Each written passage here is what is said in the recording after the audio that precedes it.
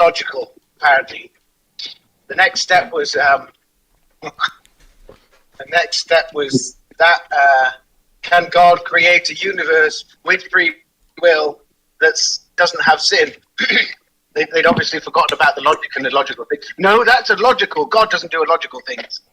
Okay, I'll see you later. We've got to have some kind of memory. The answer was no. No. Well, really? So God is not all powerful then? That would be the answer. Oh wait, I thought you meant the answer to the live proposition. Say it again. I thought you meant the answer. I was saying the answer to the live proposition is no. The lie proposition? What are you talking about? Are you talking about I always lie? No, Christian. The name of the live: Christian apologetics reasonable? ? Oh, the name of the stream: Christian apologetics reasonable? No. Oh, I know. Depends on the apologetics, doesn't it?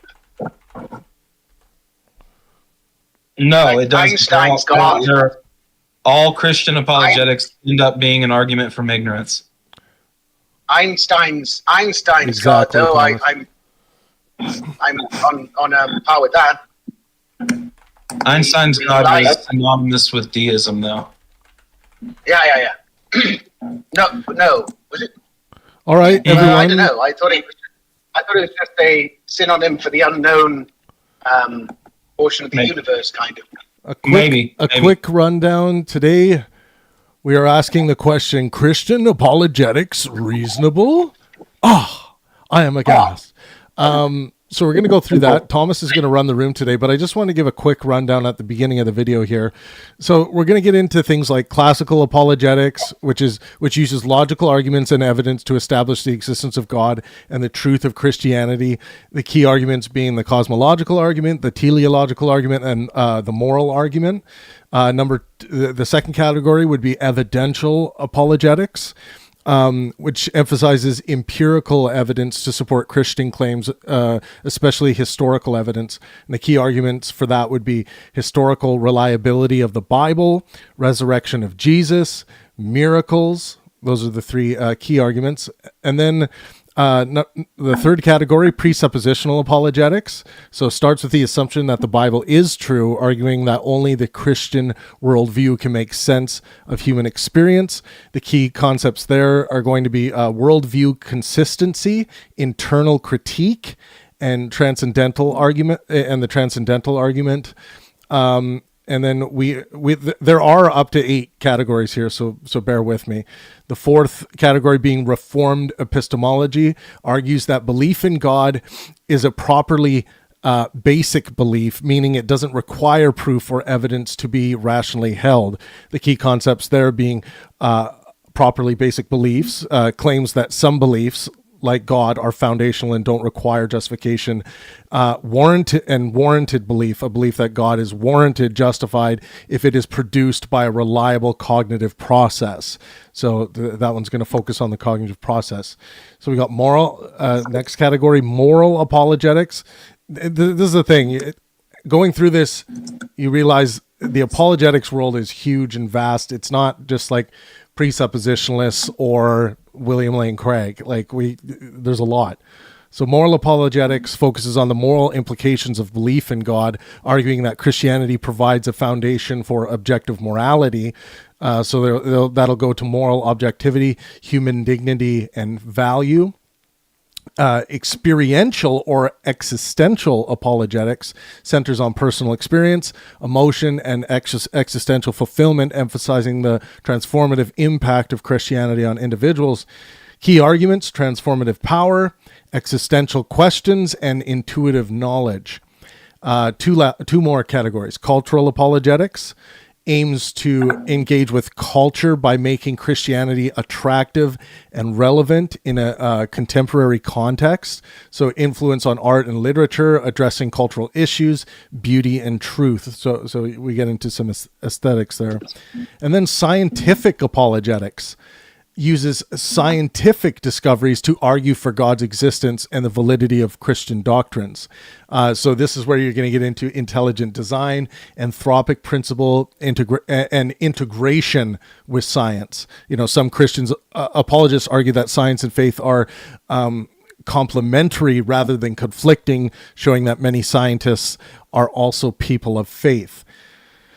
So I'm going to give this to you, Thomas, just so you have it for reference for this. This absolutely. The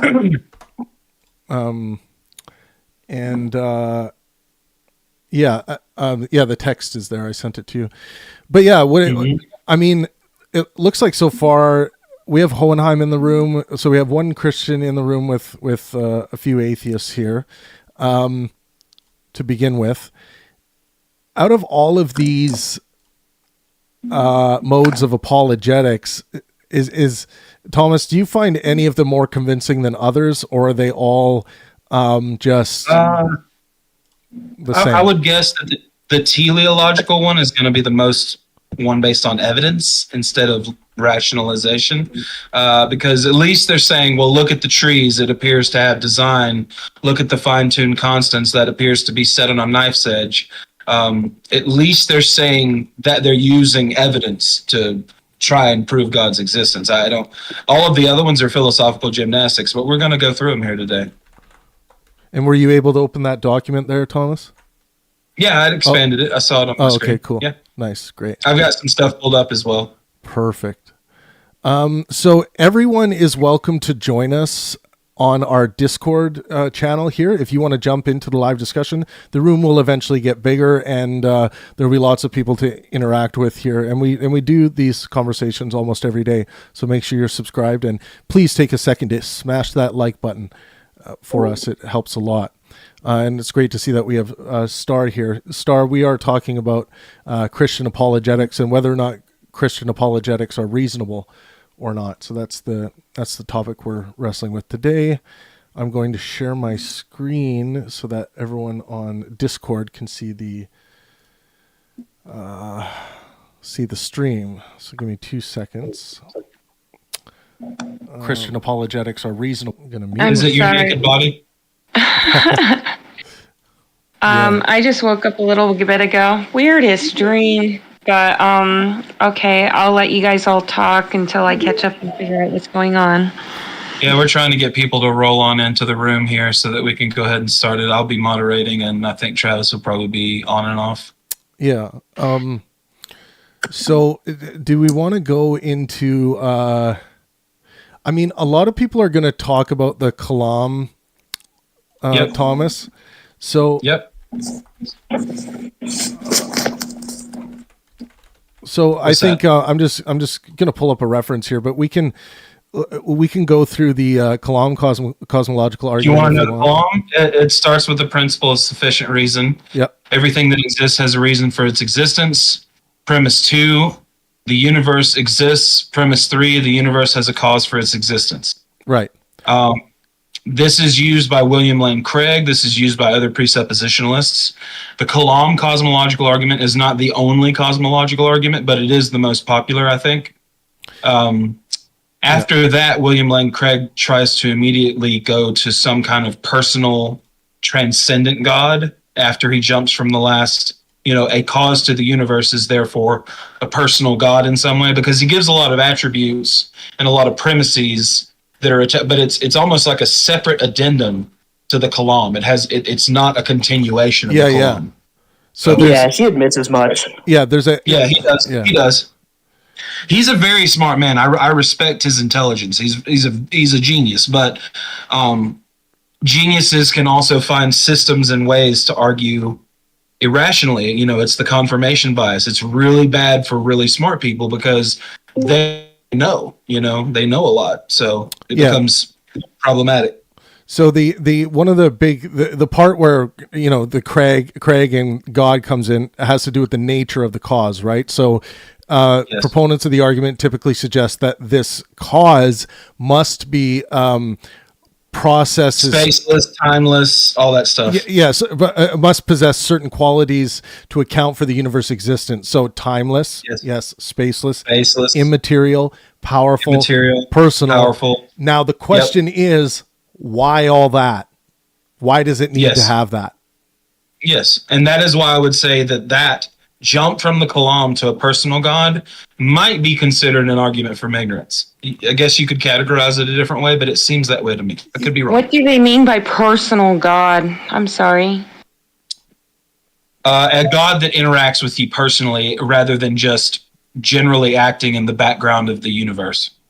Okay, yeah. So I guess I do believe in a personal God in the way that I can interact with him. Maybe not in the way other people expect to interact with another being or whatever, but I can pray to him. I can talk to him. Sometimes he talks back.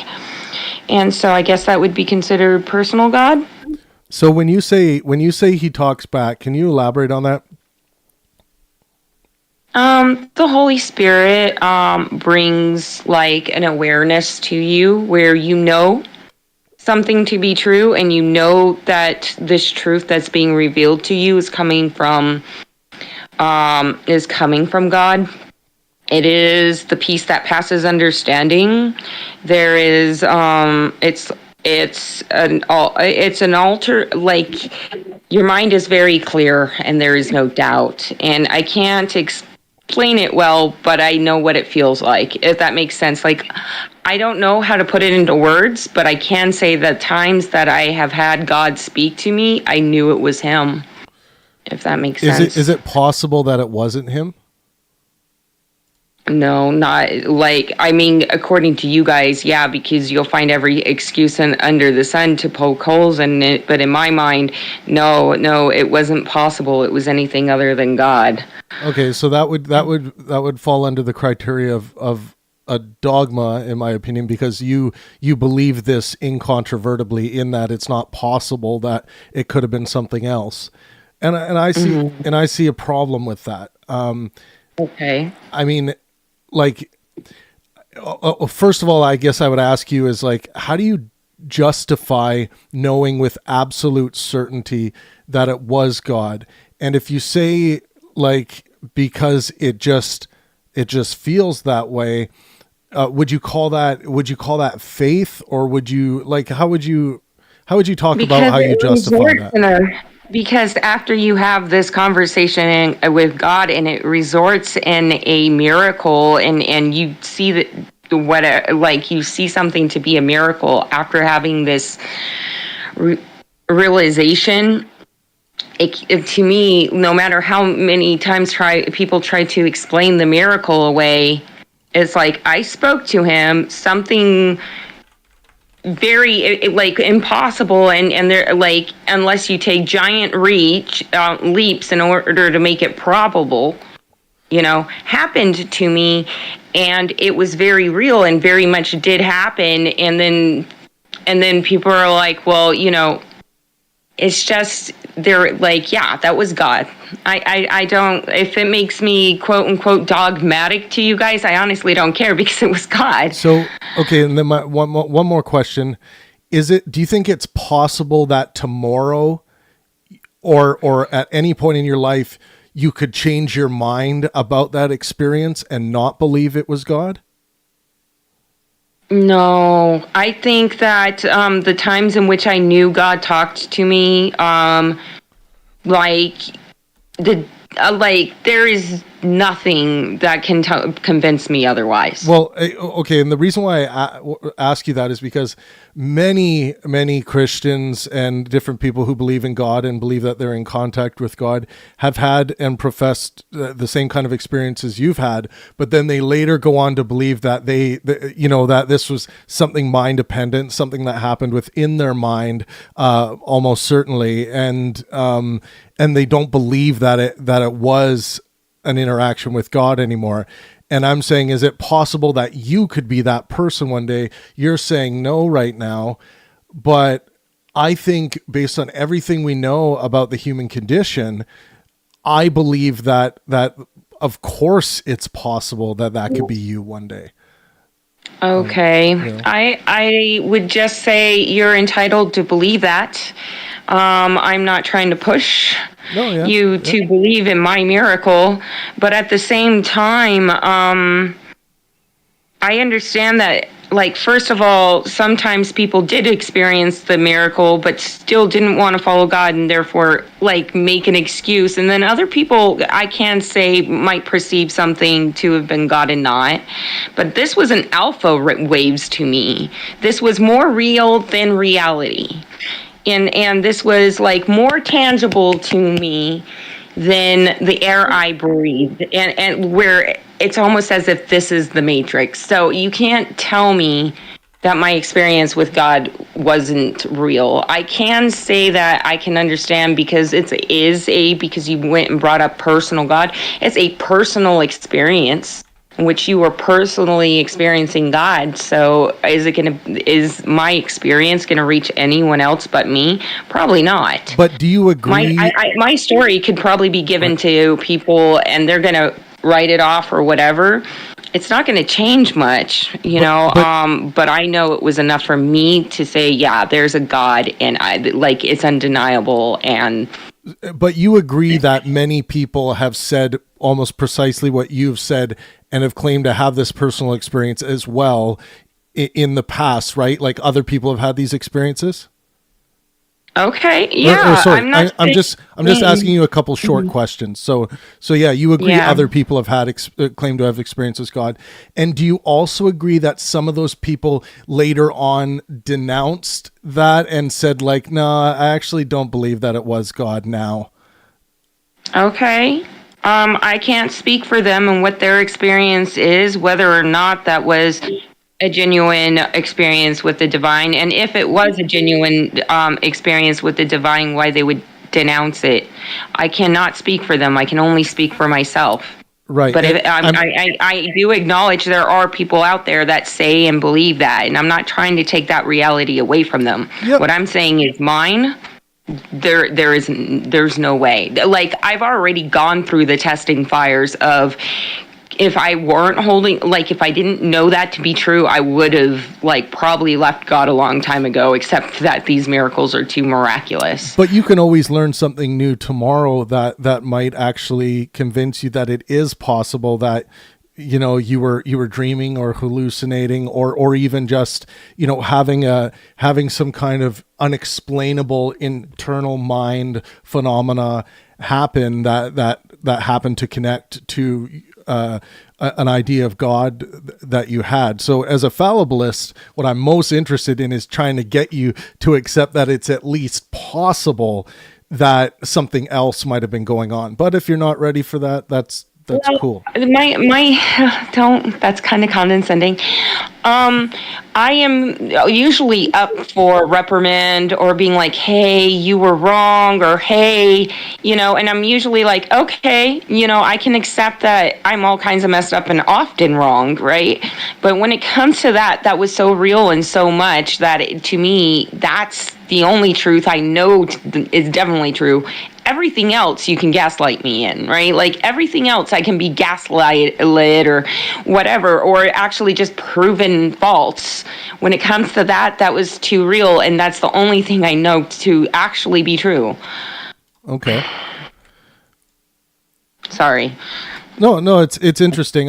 You're not the first person to claim that they are incontrovertibly convinced, with 100% certainty that their experience happened and it was God. I've had many conversations with religious people like that, and I've had conversations with some that later came back and said, okay, reluctantly, okay, fine, Travis, it's possible that it wasn't God. And that may not seem like a big concession, but for me, that warms my heart, because at least it shows that you're open to the idea that you might have been, you might have misread a situation or something that happened. Oh, how cute. You made them doubt their faith and saw it as a warm and fuzzy thing. I wouldn't. It's a great thing. Yeah, faith is the excuse you give for believing something when you have no good reason to give. That's okay. You know, that's that. If That's I may add really quickly, if I just may add, if someone's faith cannot withstand questioning and doubting and all kinds of stuff like that, then it's probably not something strong enough that you can, you know what I mean? Like, how can I say that correctly? Faith should be able to, the faith that Christians claim to have should be able to withstand anything. So, just like the truth, the harder you shine a light on the truth, the better it is for everyone. The truth has nothing to hide from or to be afraid of. I don't think like it's me. I'm not afraid of the truth. I believe it to be true. And you can't, like, I understand the whole idea of, hey, look, I have a flashlight and there is a bike, right? And then you go and you shine the flashlight and you get closer and you're like, yeah, that bike is a mountain bike. And then, oh, hey, look, that mountain bike has a flat tire. The closer you look and the more you look at it, you see different aspects of the truth, but the truth doesn't all of a sudden change and morph into a car. I'm sorry. It's all right. That's all right. Yeah, it doesn't. But is it possible the thing that you're looking at could change and morph into a car? Because if you're to say it's not possible, I think we should reassess what we mean by possible, because possible could mean like, oh, some alien has a technology that changes this rock into a car or whatever, right? And I think that's possible, but not at all plausible, right? Two separate things. Okay. Yeah, in a world where aliens exist, you're like, then, like, I don't, Travis.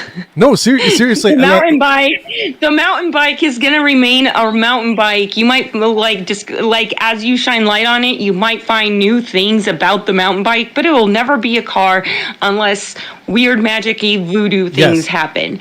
And otherwise, you're screwed. Yes. So, but shouldn't we just say that it's extremely unlikely or almost certainly never going to happen? Like, we don't have to claim it to be impossible. Everybody thinks conspiracy theory is bad. I was, reading about the dollar and all Eric, that stuff.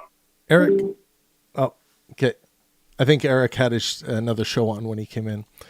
But anyways, yeah. So we were starting off with the kalam cosmological argument and talking about some of the issues we all had with it. Does anyone else want to chime in on any Christian apologetics issues? The topic today is Christian apologetics reasonable?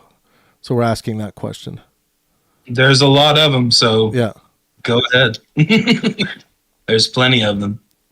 Yeah. Well, I have to pee, but I'll be back. Okay. Sorry. See you start. You all right? Well, what were the? Can you recap the things you had against the kalam real quick, or did I miss it? I don't think me or Travis has anything against the kalam itself. Oh, I do. It's just a three premise statement. But the movement from that to the transcendent, personal, spaceless, timeless entity, the agent, that's the jump that I don't like. I'll tell you exactly what I have a problem with the structure right off the bat. Premise one: everything that begins to exist has a cause. I don't know that that's the case. I don't accept that. I don't believe he framed it wrong. When he say begins to exist, he's poisoning the well. Yeah. Really, the principle of sufficient reason just says if something exists, there is a cause for its existence, and which is wrong. That's essentially the same premise, Thomas. Right? Well, when you say come into being, you're saying no. I said everything that begins to exist has a cause. Right. And that's what I was saying. Begins. I'm not saying you are poisoning the well. I'm saying whoever uses that argument that way is not actually using the principle of sufficient reason. Everything It may be the same thing. Maybe I'm arguing semantics here. No, I think there is a bit of a semantical difference, but I think they're essentially saying the same thing. But my problem is we ought not presuppose that reality began to exist at all. It could be the case that reality is infinite. We have good reason to believe that there was a Big Bang, but we have no good reason to believe that the state of potential, let's say that our Big Bang happened out of, that is This is why I say I think it's better to say whatever exists has a cause for its existence rather than what begins to exist. That denotes that there's some necessary point that has no justification, right? Some kind of foundationalism. Yeah. Anything that begins to exist. Yeah. I mean, you don't even have to say beginning or ending with the other one. You can just say, if it exists, it has a cause. Yeah, but wouldn't you say, Thomas, that existence itself, if it is eternal, infinite, that doesn't necessarily have a cause for its existence? No, that would just be an infinite chain backwards. There wouldn't be, and I'm fine with infinitism. That doesn't bother me. But what I'm saying is there are foundationalist approaches to this. Yeah, right? yeah. So infinitism is the thing I would bring up as like premise one might just is problematic. I'm sorry to interrupt you, but I think the thing that is problematic is the begins part, and I know you disagree with me on that, but it has to do with the whole. Does something begin to exist? Did the original particles that were in the singularity begin to exist, or did they just exist? And that's the thing. That's the thing to me, semantically. Yep, but that's either whatever anyone is saying. I think presupposing in a premise that there was a first cause is the mistake. Yes. So then the premise too follows that the universe began to exist. So then it's a problem all the way down. But the biggest problem, well, I mean, that's a big problem. But then when we get to the part nature of the cause, as Craig starts presenting, it must be timeless, it must be spaceless, it must be immaterial, it must be powerful, it must be personal. No, it must not. Like there's nothing written on reality that says the creator or the cause must be timeless, spaceless, immaterial, powerful, or personal. Is the obvious counterexample like the cyclic universe or cyclic inflation or whatever the hell it's called? That's the thing. We don't need to present, like someone can decide like, oh, I want to come up with a counter of what it might be, but we don't have to do that. We just have to look at this and show where the problems are. And if someone says, but I guess where I was going with that is it does appear that time and space began to exist at that point, which is some sort of beginning. No, time and space in our system in relation to the Big Bang began to exist. So our local universe began to exist. But so Mario, what were you just saying, Mario? Refresh me. Oh, I was just saying that, like, some of the eternal. Oh, that's right. Cyclical. That's right. Cyclical. Yeah. There might be a cyclical answer, like a nonlinear causality thing going on with the singularity. There's some people who believe in what they call a big crunch, where everything as it enters entropy and there's only black holes left, all just back into the singularity and reopen it, just eternal recurrence. You know what I mean? There could be a cyclical nature to it like that, but we don't even know if the universe that we're in is infinite. We just assume it. So, and we also sometimes treat it like a closed system, which is why they think that entropy might be the ending of all of it, or not just the happenings of entropy. Yeah. But I think the premises are not sound. We have no evidence for a big crunch yet. We have some mathematical evidence for a Big Bang. Yeah, for sure. I mean, something happened, but you don't know what it was that began. You can't say it could be the universe because the universe could have existed in some other form, is what you're saying? Maybe. I mean, I don't know. I have no idea. I mean, the singularity that exploded that caused our local universe could have just been a part of a multiverse generator. And we were just one of the, yeah. And then of course the question could be asked, well, what's outside the multiverse? That we can play that game all day. But the singularity is technically, I mean, we don't know if everything started at that point. It's just that point began whatever this space-time reality is. Yeah. And wouldn't you get into plausibility arguments? Like, what's more plausible? Sure. Yeah. Yeah. I mean, yeah. You can do that assessment, but when comparing, but when we're just trying to show the logical errors, the logical leaps that are made in something like the kalam, we don't need that. We just need our laws of logic to find the issues here with the kalam. And who made up the kalam? Is that a Muslim based? This is how you know Jesus, or this is how you know God? Is that because it sounds? I'm sorry, it sounds Middle Eastern. The term kalam. So it may be. I don't know exactly where kalam. It's probably the name of the person who came up with it, if I had to imagine.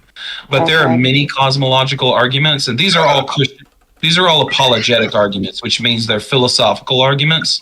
That's what Christian apologetics is people who make apologetics arguments based on Christianity.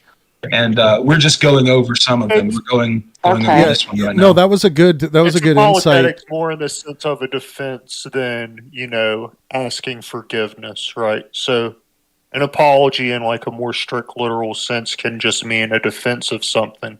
This is like why Socrates' defense is called the apology. Mm-hmm. I just wanted to I wanted to say that Star, you had good insights there, because I'm reading here, and I've never looked at this before, that an early Islamic philosopher, al-Kindi from the 9th century, is credited with one of the first formulations of the argument. And it does have a Islamic background. Yep. Okay. And thank you, Nebu. Yeah, when I came to your guys' channel, it wasn't because I actually am good at it, apologetics. It's because I cross-reference everything. And you countered quite a few things that I believed in. Since I always look up the opposite, I ended up here. So I don't know all of the apologetic terms and stuff like that. I'm more salt of the earth. This is what I think, and this is what I have to present to you. But I don't know all the vocabulary and all the mind exercises and all that stuff. Well, everybody's got to start somewhere. Exactly. Okay. I just wanted to say to Kahneman and Prometheus, I gave you guys the roles to be able to speak, so you just have to leave the room and come back. And you should be able to unmute if you can't already. Prometheus, check. Thank you. Yeah. Check it. Yeah. Do you have anything to add, Prometheus? What do you got? I just got here. I'm here to listen until I have something worth saying. Okay, right on. Welcome. Well, although here, Pangburn, you've been watching on YouTube for like years now, and it's quite the pleasure to actually be on BC with you. Oh, awesome! Yeah, cheers, thanks. man. Thanks for being here. I appreciate your work. I appreciate that. Yeah.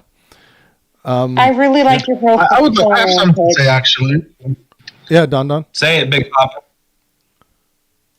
I think because the thing is there an issue with Christian apologetics, and we talked a little bit defining apologetics. And I think that my only issue with Christian apologetics, the defense or whatever it is when the apologetics are underscored by non-fallibilism, where they'll make a claim, but there's still nothing that will make them disbelieve. There's no criteria. There's no way for them to falsify the thing that they believe.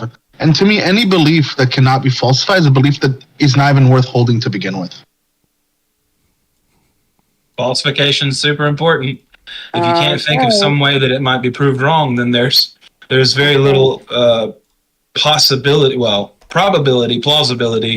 that you can figure out what is correct. Well, I'm not coming at Jesus like the scientific method. But I understand your guys' logic or where you're coming at that. I'm coming from it like there's certain things you have to have faith in, and my faith was in that. And I understand people who don't understand faith or agree with faith or think it's unreasonable to have faith. I don't know what to tell you. I still have that faith, and I'm not an unreasonable person, but I understand your thought process or your argument. I just disagree. I'm sorry. That's all right. We're allowed to disagree here. Does anybody else have any comments? They're more than welcome to talk about it. But I mean, I guess we can open the disagreement, right? So I guess, are we disagreeing on the fact that if I have a positive belief, if I can't even begin to articulate how I will falsify that belief, even if I can't do that, I still have a solid justification to believe it? Is this where we're because is that what you're saying, that you can believe on faith, even though I have no concept of how I would falsify it, what would make it not true? I just believe it, and that's a good thing. Is that where we disagree? Because I would say that if I believe it and I have no reason, no way of challenging that belief, I shouldn't even begin to hold it. Okay. I'm sorry, word salad. I didn't understand what you said. Other than challenging faith or challenging a belief is bad. I'm so sorry. It's okay. I'll clarify. Yeah. I said that if I cannot falsify, or I have no method of falsifying a belief that I hold, then it's not worth for me to hold a positive opinion of it. Like, I can say, like, for example, there's a car in front of me. I can falsify that by looking at the car, turning my head, looking again, going up, touching it. I have a way to consistently check whether my belief is true. Something could happen, they'll make it not true. For example, the car driving away, and then I look at it again, I can't touch it, I can observe it, it's falsified. But if I have a belief, for example, like the car is in front of me and someone asked me, well, what would make you not believe that? I said, nothing. I have faith the car is there. No matter what happens, even if it's gone, I'll still believe that it's there because I don't have a way to stop believing it. I shouldn't hold it. I'm saying, are you saying that's a good thing to not have the ability to falsify a belief? I think when it comes to an experience with the divine and it's miraculous in nature, how the hell do you go about falsifying that? I think some things are impossible to falsify when it's miraculous in nature. This is why it's very difficult to believe. Doesn't mean that it's impossible by any means, but it's very difficult to make ourselves believe without some form of evidence. And that evidence doesn't have to always be tangible evidence. It can be logical argumentation. I'm sure we could make a deductive argument about the car in front of Don, an inductive and deductive argument about the car in front of Don, and we can falsify it by it not being there, and we can't see it, we can't touch it, we can't, So I'm in pretty much lockstep with Don. It's very difficult for me to hold a belief that I can't falsify, although there are many beliefs that we cannot falsify, like the belief in God, like the belief in unicorns, like the belief in whatever. It doesn't matter. There are plenty, like there's a black hole the size of my finger on the other side of the universe. Prove me wrong.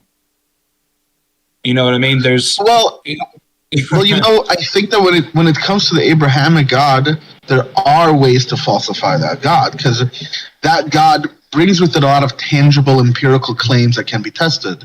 For example, specific miracles that have happened, specific realities in the text that are true, and we can actually go ahead and falsify those. For example, if it is true that 6 million Jews escaped Egypt or whatever it might be, and they lived 40 years in the desert, we should expect to see archaeological evidence. Right, so if I don't see that might falsify my belief. Or I look at the archaeological evidence and see that ancient Judea had many different religions. They were polytheists, and they had many statues up until the year 500, when the final coalition of the Bible was put together, the Old Testament. That falsifies the notion that the complete Torah was given at Mount Sinai 1200 BC. No, it's kind of like the complete Torah was assembled at 500 BCE. This evidence falsifies that claim. So we can't falsify specific gods. An ethereal deistic God is very hard to falsify. Yes. It's not impossible. Yes, correct. I just wanted to point out real quick, I think Eric's been trying to talk, but he has a little exclamation mark next to him. Can you make sure he has the Let's right see permission? if I can change that. Who is this, Eric? Okay, let's see. Yeah. I don't know how to see. Travis was doing that. Do you know how to do that, Don? Do you know how to make it where they can talk? Well, Eric has the roles to talk. If he can't get through, he might need to leave and come back disconnect and reconnect. Yeah, Yeah. disconnect and Eric- reconnect. There you go. Eric, if you are trying to talk and you're not being able to get through, exit the room and come back in, please. See if it He solves says the he's problem. just struggling with the technology. we'll give him a minute. Eric, when you do get in, you're more than allowed to speak. What's up, Casey? So, as far as like certain types of evidences, we know that people holding these beliefs, there's no evidence that it's detrimental, you know. And for some people, it's. Sorry? Sorry, I'm talking in front of you here. Oh, okay. But I don't know, because I've been like on the fence. Like, I'm not convinced of any of the like Christian or Abrahamic gods, anything like that. Because there's too much attached to that we were able to falsify that is not convincing. So, but as far as just like this ethereal kind of idea of like what could happen after we die, you know, holding to a belief like that, Don and Thomas, I'd be curious to hear your thoughts about why you might not be wanting to. So here's the thing, and then Don can go. I am agnostic about what happens after death. I have no idea. I'm not going to make any prescriptions. As far as God goes, the only one that's very difficult to argue against is the one that Don mentioned, which is this ethereal, maybe even possibly metaphorical, deistic entity that created the universe, but not created, it just instantiated the universe. It gave instant to the universe. It's like the kickoff or whatever. There could be some foundational first cause like that, but I don't know if I answered your question. Do you want Don to respond? Yeah, Don, if you have thoughts. I think that when it comes to what happens after we die, the evidence, whatever it is, my consciousness is not going to continue. I think the reason we know that is because if I blow a brain up, all of the operations of the brain ceases to function. And we know what happens to people whose brains cease functioning for periods of time. It's like they teleported. It's like they just woke up. They were one place one time, and now they're another place another time. Consciousness ceases to exist. So I do believe that after we die, nothing happens, and the evidence shows that we just lose consciousness. That is gone. Our sense of self, our sense of who we are, all of the cognitive processes no longer are working by any observable metric. I am pretty sure, though, that in the process of dying, there's a pretty mystical and near-death experience that people report. So I'm excited for that. What comes after that, I'm pretty sure I just stop being. Your body will inject DMT into you while you are dying, so get ready for that one, right? Yeah, cool. Let's go die. Peter, you fucker. We got little Bojangle Jr. in here. Anybody else want to talk? What's up? What's up? What is up? Amen. How you doing? Reasonable. Wait a minute. Short and long answer, yes. Yes, it is. Hey. Hey, Bojangles Jr. Hi. Hey. Nobody in this room can stand against that. Okay. Homo Atreides. Okay. Christianity is the way. I am the way. Have you accepted Prometheus as your Lord and Savior? Because No. I mean he sacrificed more than Jesus, and he paid a dear price than Jesus. But Who even is that? Prometheus? Prometheus, as in Greek, as in the Greek pagan religion. No. and my movie. Oh no, not the movie, not the bullshit movie. No. And my namesake too. No, not Prometheus. That's not him. Please don't mention that movie. It hurts my soul. It hurts my soul. It hurts me. No. Prometheus is I'm going to pass Prometheus longer than that movie. A lot burning. longer. Say that again, Prometheus. Peter's just being Peter. I've been a fan of Prometheus far, far longer than that movie. Yeah. Is Prometheus also the one? No, wait a minute. That's the one who's getting eaten by crows. Is that Prometheus? Yeah, he's a eagle in his liver. Yeah, eagle in his liver. That's right. Yeah. Yeah, for the sin of giving man fire. Correct. Yep. That was high technology back in the day. That was like ChatGPT in Greece. Well, also fire being a stand-in symbol for the advancement of human civilization. Sorry, stammer. You're okay. Yeah, without fire, we no cities, no nothing. Human civilization. Yeah, no nothing really. Which that's my understanding of how the ancient Greeks saw it. Can you imagine if they figured out? Can you imagine if they figured out fire like way later? Yeah, Zeus wanted to keep us weak and subservient to him. I wonder if anybody actually holds positive belief in the Greek gods. Anybody know?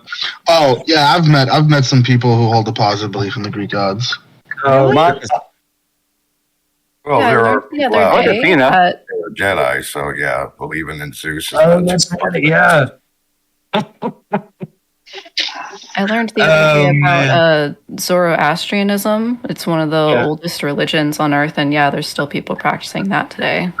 Yeah, it was the first one that kind of put the good versus evil paradigm into religions, and then it went on to monotheism and a couple of other, like Neoplatonism kind of flowed into Christianity too. There were a bunch of them that conglomerated to get to Christianity. But yeah, that's just me babbling. So we're here. We can keep on these tangents because I'm enjoying myself. But as a moderator, Travis has asked me to stay on somewhat of a topic. So what is the? Does anyone? Yes. What is the topic? Let me finish real quick. I'm sorry, real quick. No, it's okay. So we're going to go back to talking about the apologetics argument after we're done tangenting for a little bit, and we'll talk about different apologetics arguments. But Prometheus, what did you want to say? What is the topic? The topic is basically, the title is Christian Apologetics Reasonable? ? So we're talking about like higher end philosophical arguments for the existence of a personal God or a deistic God. There's 8 to 10, consistent logical argumentations for God's existence. There's the transcendental argument, or multiple transcendental arguments. There's the cosmological arguments. There's the teleological arguments. There's the necessity and contingency arguments like Thomas Aquinas talked about. There's many different ones that we can all go over here. The ontological, the trademark. The ontological, even the modal ontological argument for God's existence, the all possible worlds one. There's many different types. If anybody I'm not going to talk the whole time. I'm mainly just here to moderate. But what does everybody think about that? Does anybody have any personal opinions about those things? About those topics? I find that any belief based on faith is about the most dishonest position that you can carry, because as stated earlier, you can believe anything based on faith. I've got a pink elephant in my living room.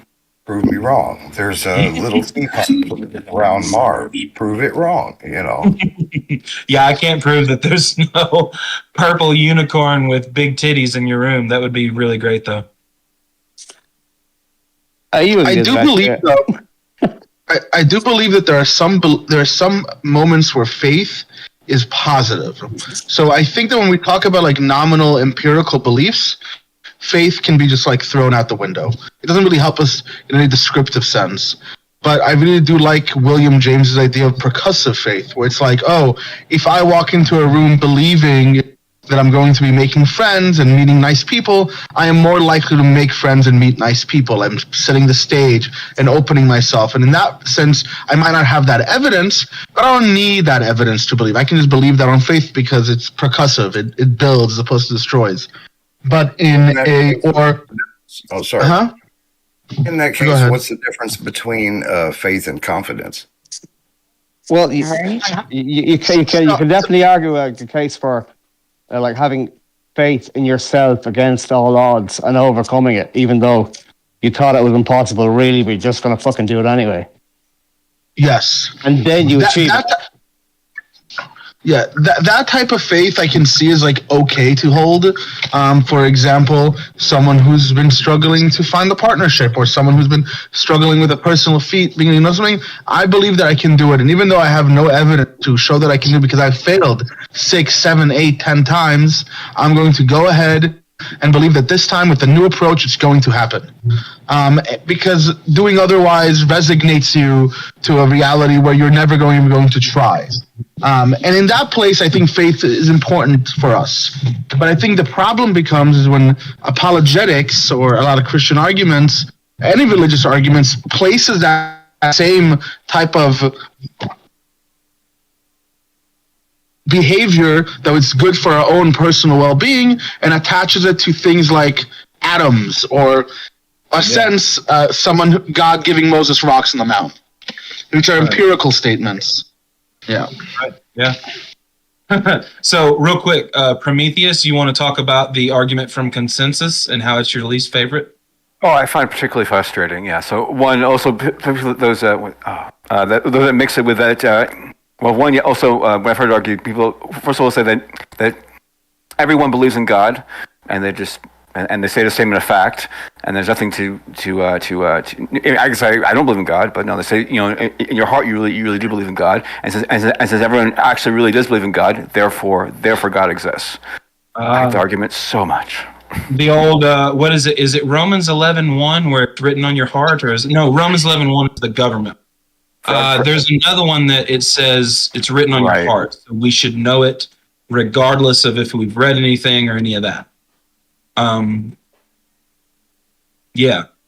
Well, here, I'll say something real quick. The argument from consensus, if we were to talk about this, I think I gave this example yesterday, but I'll try to be a little bit more simple. If we had an island and we had 100 people on that island and 90 of them believed in Christianity and 10 of them were atheists, who is correct? You can't do that just based on who's in the bigger. I'm just no. I'm not saying overall. I'm just saying like in this scenario, they don't have the argument from consensus basically just says, well, everybody says this, so it must be right. That's not always the case, right? There's a lot of things in the world that people may say. Consensus. Well, I'm sure in some countries, some people believe that slavery is a good institution, right? Go ahead, Don. Oh, I have absolutely nothing to say. Oh, I'm sorry. I just no, maybe it was my signal, my turn signal, but no, consensus is fallacious. That's the whole point of what you're saying. Either way, it's fallacious. Yes. Now, consensus can give us good guesses. That's the crazy thing, because the wisdom of the crowd is not necessary. The wisdom of the crowd is more about mathematics and statistics, but you can, from things like polling and stuff like that, you can get an idea of how people think and they behave and they vote and all that kind of stuff.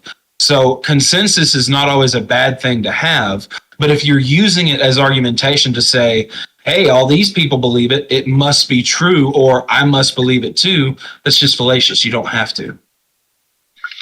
That reminds me of like Who Wants to Be a Millionaire?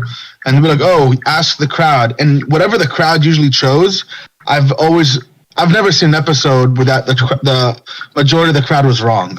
So I'm sure there have been, I just haven't seen one. Yeah. So the wisdom of the crowd is a thing. It's going to give you good statistical evidence. That's the crazy thing. Now, also when people get in mass crowds, they also the IQ like drops and people group think and herd mentality, all that kind of stuff kind of kicks in. But as far as like if you take everyone and try to have them guess like certain numbers, we're going to be better at it in larger groups because we work like a network in some way. It's very interesting, but the gumball analogy might work, but we don't have to go on that one. Did anybody else want to get in, Kanan or Star or anybody else? Well, I just wanted to say that at least from a Christian perspective, our morality, we believe, comes from God, right? It's because God is good, and therefore the good parts of us come from him, right? And every last one of us, even before we receive the Holy Spirit, is an image bearer, right? Because we bear the image of God, meaning there is a part of you, because you were made in his image, and his image is loving. The places in which you derive your morality before coming to Christ is that loving place, like that love. And so as a Christian, I would say when I go and I look at my Bible, the disciples come and they're like, hey, Lord, of all of these laws, which is the most important? And he basically says to them, the first is to love your Father with all your heart, mind, body, and strength, which I can't ask an atheist to do because they don't believe in God, therefore they can't love him. But the second one is to love thy neighbor as thyself. And I think I can at least ask the people around me to try to practice that, right? And I think most atheists that I've spoken to, like we can at least hit the middle ground of this is something that most people can agree to. Hurting others hurts ourselves, and so we should try to love others the same way we. I agree with you. I think loving another as yourself is what we should strive for. So, I'm interested how this connects to apologetics, though. I'm just saying, based where the morality comes from and stuff. I'm going to say it's God. You guys are going to say it's not. And all I was trying to say is, I think all of us can at least agree that we are loving creatures, and there is a place, and love matters, and how we treat each other. All of our morals, when you're like, is this right or is this wrong? I'm going to say, is it loving? Right. I mean, that's kind of the same question I asked. Does this align with the love that I have for other people? I'm always going to ask that question. Mm-hmm. But that actually, Star, we can tie right back in to the apologetics arguments, because there's a simple moral argument, which is to say that if God, basically the core idea of the moral argument, which is not the problem of evil, it's just the moral argument for God's existence. The core idea, it says if objective moral values exist, they must come from a source beyond humanity, namely some type of deity. And it says, as a premise, if God does not exist, then objective moral values and duties do not exist. However, Christians would claim objective values and duties and moral values. This is an argument from ignorance, in my opinion, but some people might find it valid. Does anyone have a comment on that? I feel it's presuppositionist at the least. You have to first believe that there is a God, and then you have to believe that it's the God that you were raised to believe, and then you have to believe he has the power to give these moral laws, and then you have to believe that he has the power to write them on your heart and direct life in this moral way. There's just too many places it falls apart. Oh, yes. I know, and that's what gets me.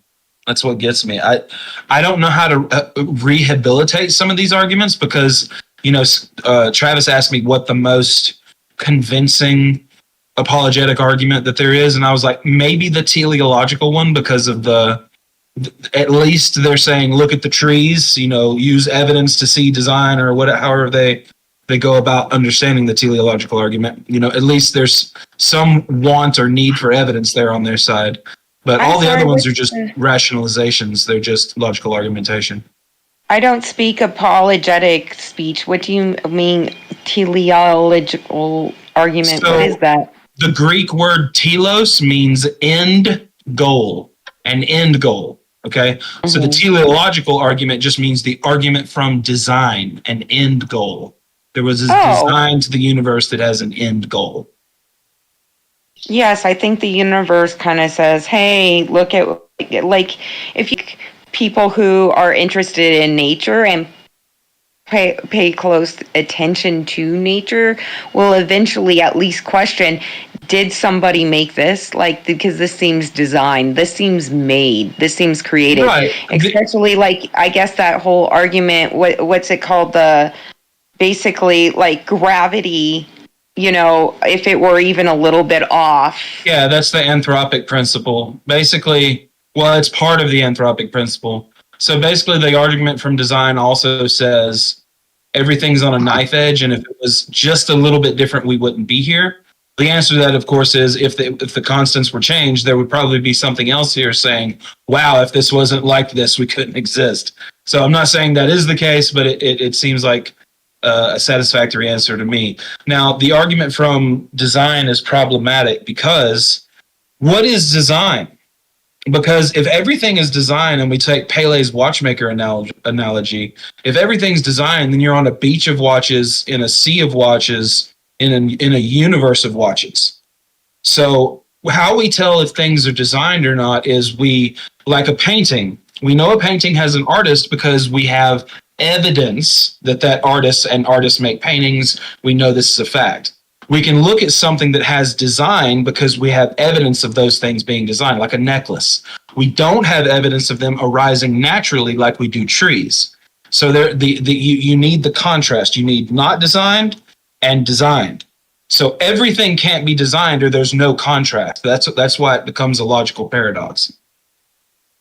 All right. Yes, design is understood to the contrast between that which we have evidence for as being designed, and some designs have specific trademarks, and things that don't have design. We just don't have that contrast before nature, because all we can compare nature to is itself. And by that sense, it's either everything is designed and we can't tell what designed is, or that none of it's designed and we can contrast between our designs and it. Yes. And that's what makes sense to me. However, what makes sense to me might not be right. Man. Anyway, go ahead, King. Or whoever is going. I think Cinnamon wanted to go and say something sarcastic. I saw his green thing come up a couple of times like he was trying to talk. Oh, okay. That's all right. I mean, we can go on a tangent if you'd like. Is there... the teleological argument is pretty much just that. I mean, it's the argument from design, and the answer, of course, is that if we don't have something to compare to, like Don said, then everything is designed. There's no point in trying to find what is actual nature because everything is designed. Well, isn't it? Go ahead, Casey. Well, it's another problem there might be in that is we have to accept that, as much beauty as there is, there's also the design of evil. So is this an all-loving good God, Yeah. I mean, I am the Lord that God I create. I recently... Just real quick. You go ahead, Thomas. My bad. Super fast. I am the Lord that God I create both good and evil. I can't remember if that's in Kings or in Psalms. I can't remember exactly where that's at. But now some people take that Bible verse their hermeneutics are very wild on it. Some people say that, he just means that he allows evil to exist and all this kind of different stuff. But when it's directly said in the Bible like that, and people want me to take it literally, then I will take it literally. Go ahead, Don. I apologize. I recently watched a video about this guy who was a researcher who spent months and years just in the state of nature in the jungle. And he goes, everybody always talks about the beauty in the jungle, but all that I have found is death, disease, despair, and torture. He goes, everything here keeps dying. Everything here is trying to survive. And everything that has lived here has mostly died, except for the 1% of species that haven't. So I think that we a lot of time imbue from within ourselves, like the telos, the beauty, the design, and in many ways we reject all of the despair and anguish that comes along with this so-called chaos. Yeah, like the food chain I was saying.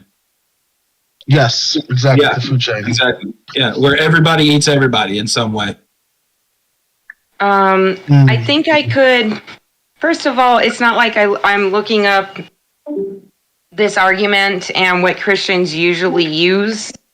And so I would need a little bit of space to breathe while I try to explain my thought process. But I think I can give you a good Christian argument of why God allows evil and why it's good, if that's what your question is.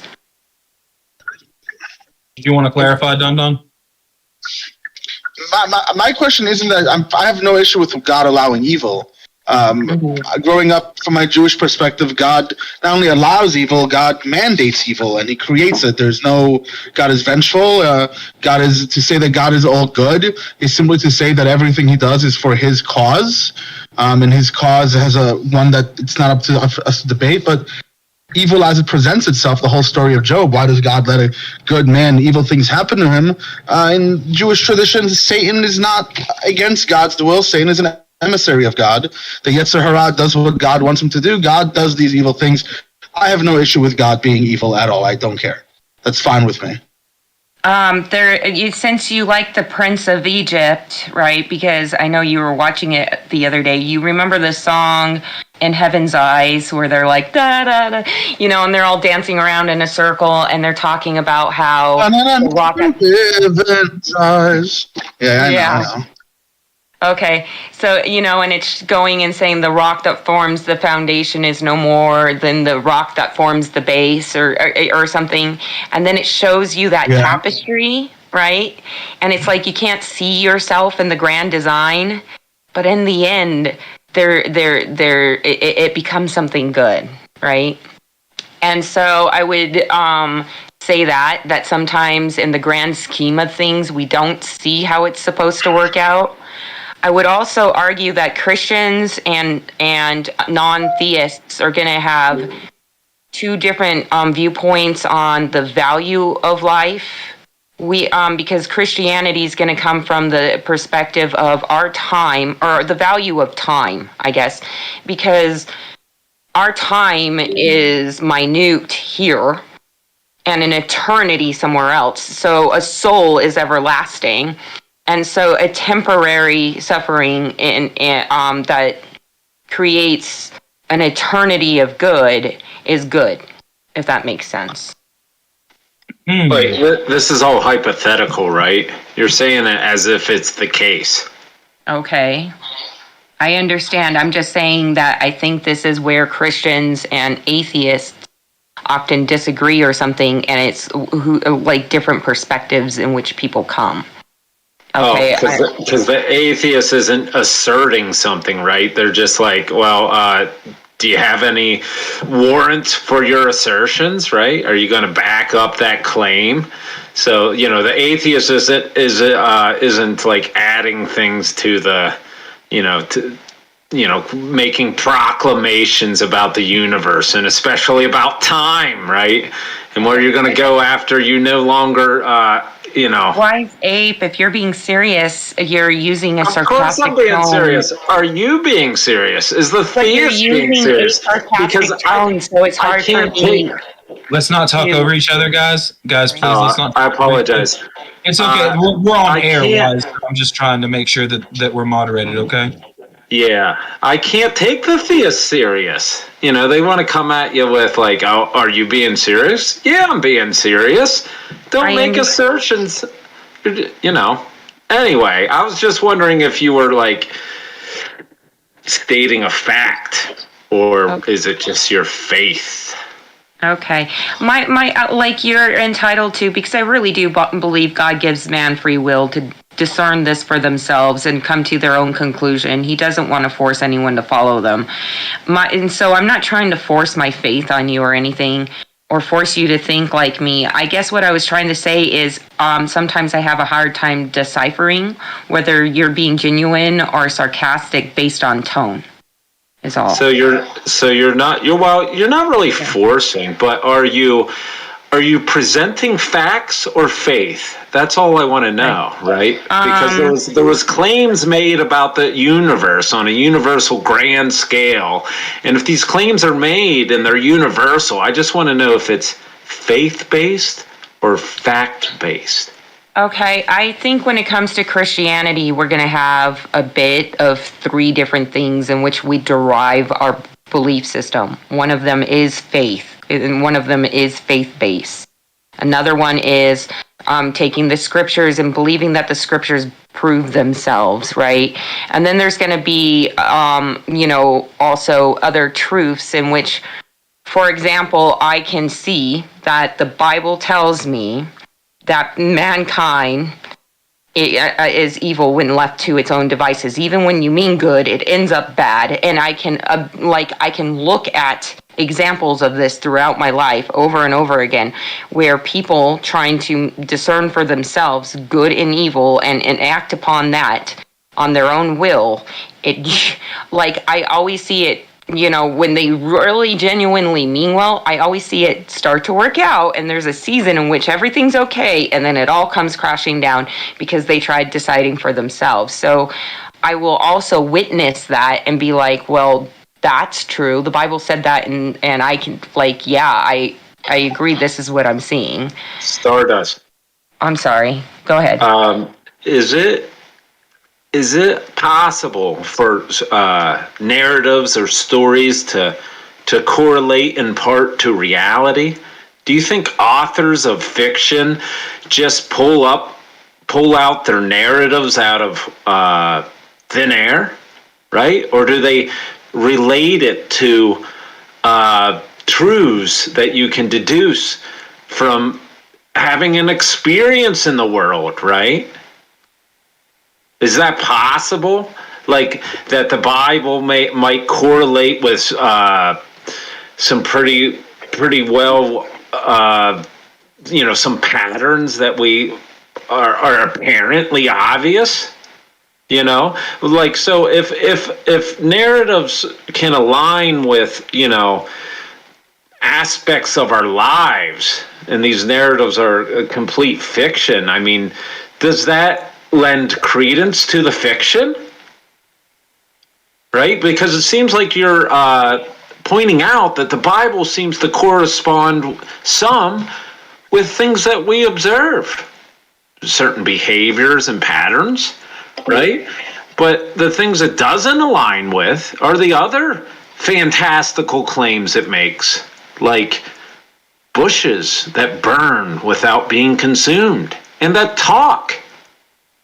And disembodied minds chisel. The burning. No, it's okay. I know you're just getting passionate. It's okay to be passionate. I'm just want to make sure everybody gets their chance to speak because, like I said, I've been tasked by Travis to moderate the room. All you got to do is say wise, and I'll wait my. No, you're making fun points, okay, man. I don't necessarily disagree with you. I appreciate the moderation. I'm thrilled. All right. I'm sorry, Wise, if I cut you off. Please continue. I think you got the point. Well, go ahead. Yeah, I would just reiterate the point, but okay. Maybe you could try to steel man me in good faith and okay. I think what you're saying is, hey, you know what? When an author of a fiction novel goes and writes a book, it's based off of reality and real experiences, so therefore you're going to see human nature in it. Right? Because it's being based off of their real life. And then it's going to have fantastical elements to it. And how is the Bible not different? Bingo. What you're trying to say? Yeah, and if some of those fantastical elements, if they're true too, I mean, just it should be supported in some way other than especially, I mean, the greater the fantastical claim, I think the more fantastical evidence would need. I mean, the Big Bang is pretty fantastical, right? But there's evidence for it when you look. But Christians would argue that the Big Bang doesn't go against our faith system. Well, I'm not claiming that. But let's just say a lot of Catholics accept the Big Bang, but like my parents' star, they think the Earth is 6,000 to 10,000 years old, so they do not agree with the Big Bang at all.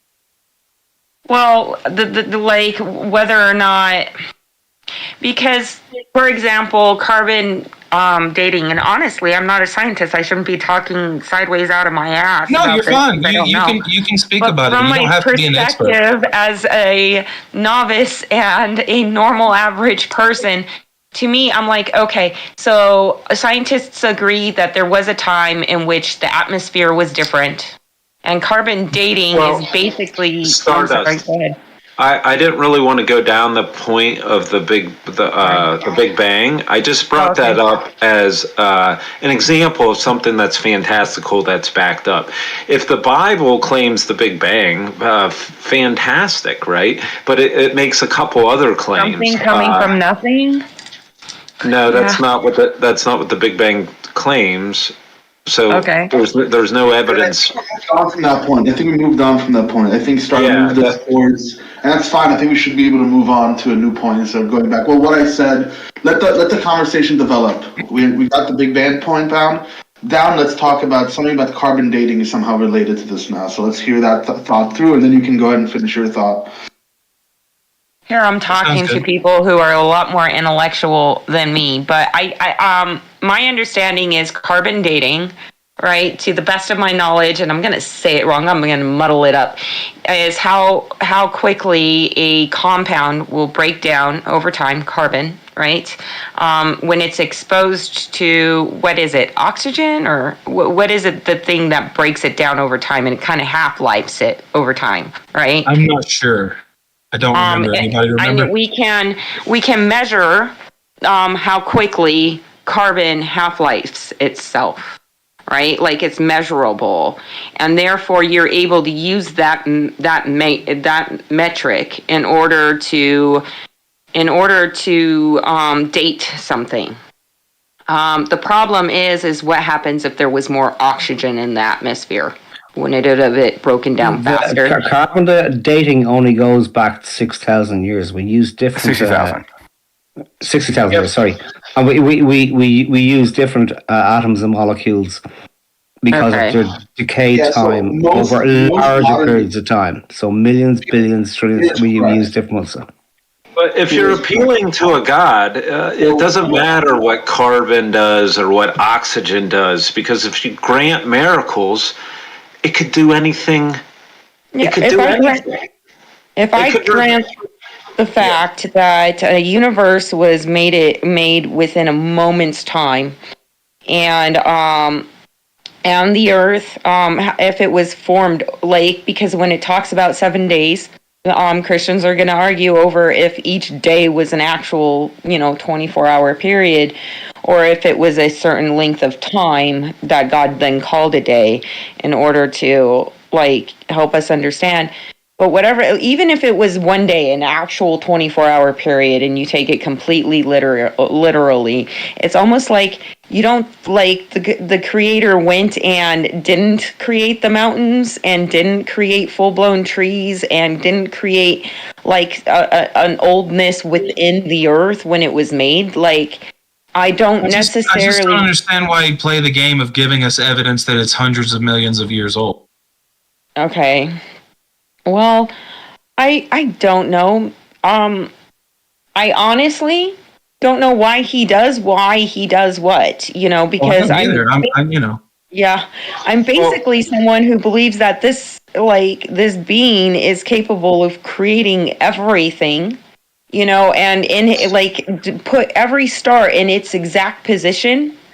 There's no mistakes, where it was supposed to be for whatever his purpose was. I don't know his purposes behind everything. I just know that, it's not improbable that from one position, you can literally pinpoint, this is where creation started. I'm going to go, okay, that's where God stood, if that makes sense. Sure. I don't think anybody in here would claim to know even wise wouldn't claim to know the mind of God. Well, that's the thing. That's the thing, Thomas. I'm not. The theists often say, "Oh, he's so mysterious," right? But they're making a lot of claims that actually do describe the mind of God, right? I'm just wondering, is there a standard, though? Right, because the theists, so often, they make this claim about the mind of God. He can do whatever he wants. If a standard seems right in my eyes, my subjective opinion that if you have a disagreement with a family member, you should just cut them loose, let them go. And, there's plenty of space in the world for them to thrive and pursue their interest, right?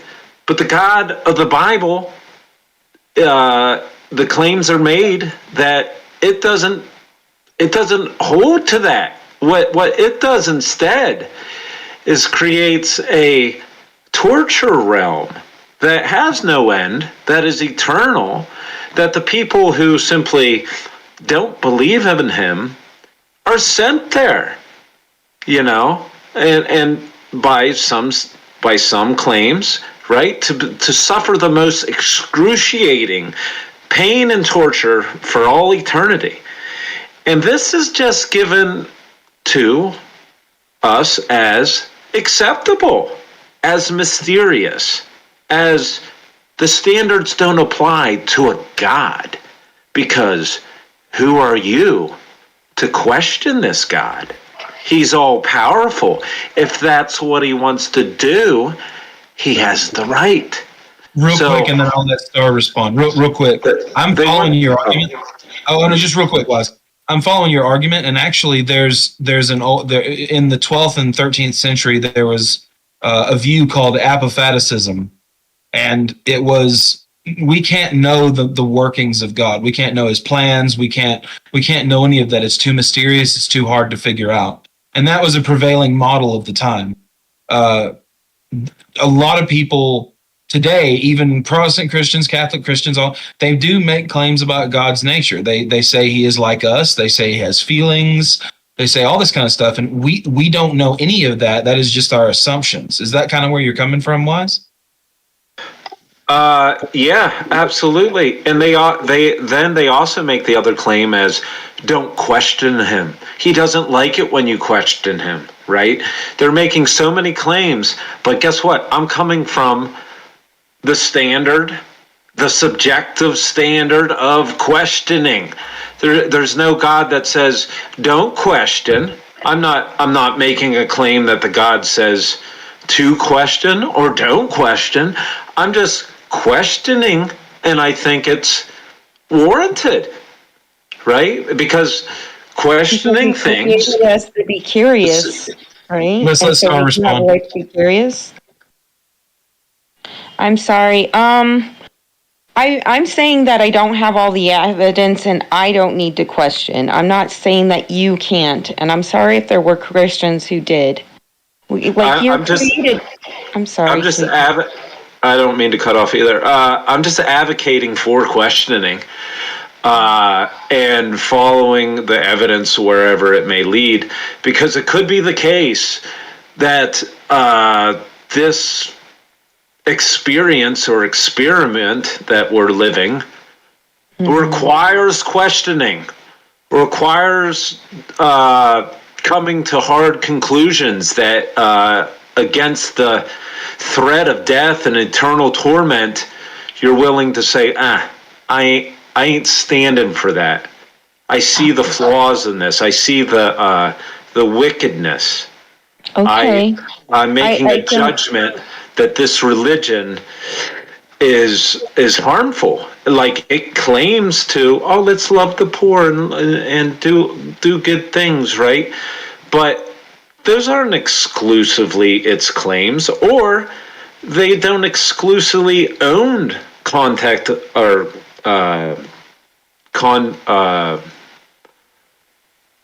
codes of conduct like that, right?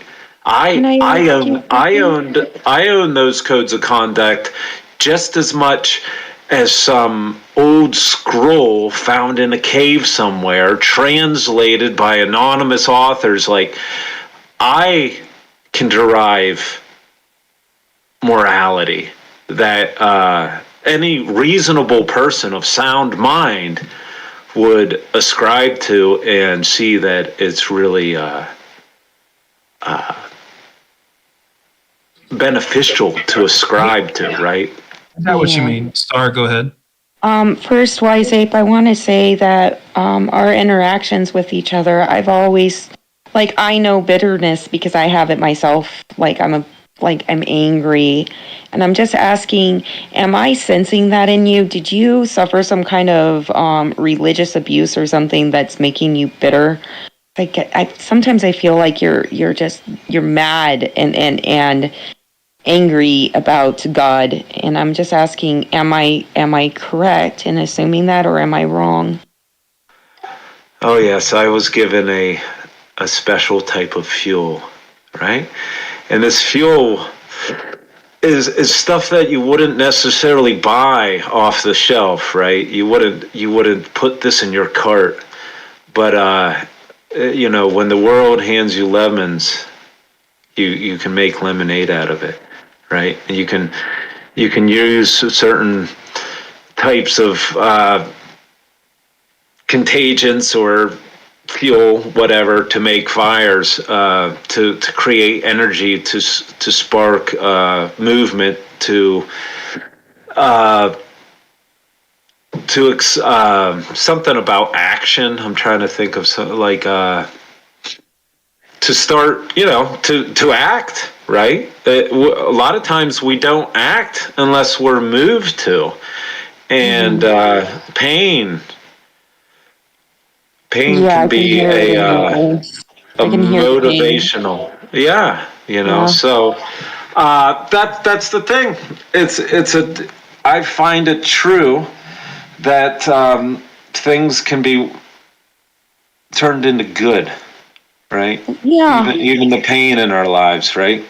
Yeah, there's a song, I think it's, oh my gosh, it's a song that basically says that pain made me a believer, or I think it's Imagine Dragons Believer, and it's talking about pain, right? And the whole idea of is sometimes pain can grow us, right? And I have definitely grown out of a place of pain. And I am probably the most, I am a porcelain doll that's been broken so many times and glued back together so many times. I identify with a phoenix, right? Like the imaginary phoenix of the whole rising from the ashes again, rising from the ashes. So I understand the mindset of you have to grow through pain. And I'm sorry that you are part of my group of being a survivor, because it sounds like you have, I can hear the survivor in you, and I'm sorry that happened. Well, thank you, Stardust. Yeah, you can respond to that, and let's get somebody else in here after you respond. Okay. Okay, great. Thank you for your empathy. I just want to speak to people who would say, "Well, I don't think he's doing any good." Right? He's rejecting the Lord. So I would like to respond to that type of sentiment that some interlocutor might be thinking, right? Like, well, what good is he doing? He's denying God. You're attacking the thing that you perceive as bad. Yeah. Right? So I'm gonna make the analogy to Jonestown, right? I wish some of those people felt pain. Right, because pain it alerts you to danger, and if some of those people would have discovered pain before they drank the Kool-Aid, they would be survivors, right?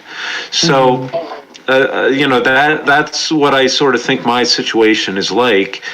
I'll tear down Jonestown. I'll tear the whole thing down.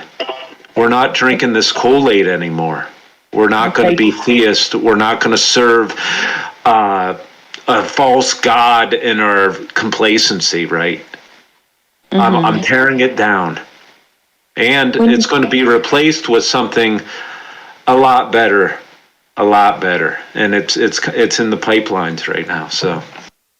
Whether I'm right or wrong, Wise Ape, do you perceive me as someone who intends to harm you? Guys, I love you guys for talking about this, but we got to start wrapping it up so we can ask other people. All right. I don't think you intend to harm me, but I think you would pass the Dixie cup.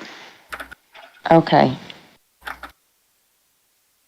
All right. Well, who else wanted to speak? We kind of bogarted the airwaves. That's okay. I mean, I love listening to it. I think you two came to a really good conclusion. I think there's some synthesis, and I think you understand each other, and both of you understand pain, which is one of those things that brings people together. We all have serious pain in our lives. Every single person on the planet. I don't want to. Anybody who wants to say anything about what we've been talking about or about Christian apologetics is more than welcome to. Well, religious trauma is a real thing. I'm an atheist. I was a minister, and I looked for evidence that I could convince other atheists with to bring them over to the Lord. That was my goal. As a minister, you are to be a fisher of men. That's what the book says. And the more that I looked for the evidence to back up the stories, the more I found the evidence completely showed the stories were of fabrication or definitely not inspired by a deity. And if you go back into history of the stories, the global flood doesn't just appear in the Bible. It appears in several other texts. Yet if you were to put math to it, it's absolutely impossible. It would be like releasing the energy of 1,500 atomic bombs per square inch. Just to have that much water on the earth at the same time. Then to have it subside all within 1 year. Where did the water go? Right. Exactly. We know it didn't go inside the earth because we know what's inside the earth. Yep. Molten lead, a lot of it. But like anything, be it that or like Muhammad splitting the moon in two, or what have you. With God's magic, anything is possible. Real quick, Hanneman, I think you have a lot of good stuff to say, but I wanted to get Creamery on here to say something because they've been wanting to speak. So go ahead, Creamery, unmute and tell us what's up. Hi, my name is Maria. Hey. I'm new on here. What's that now? You speak up just a little bit. Sorry, I'm new on here. Are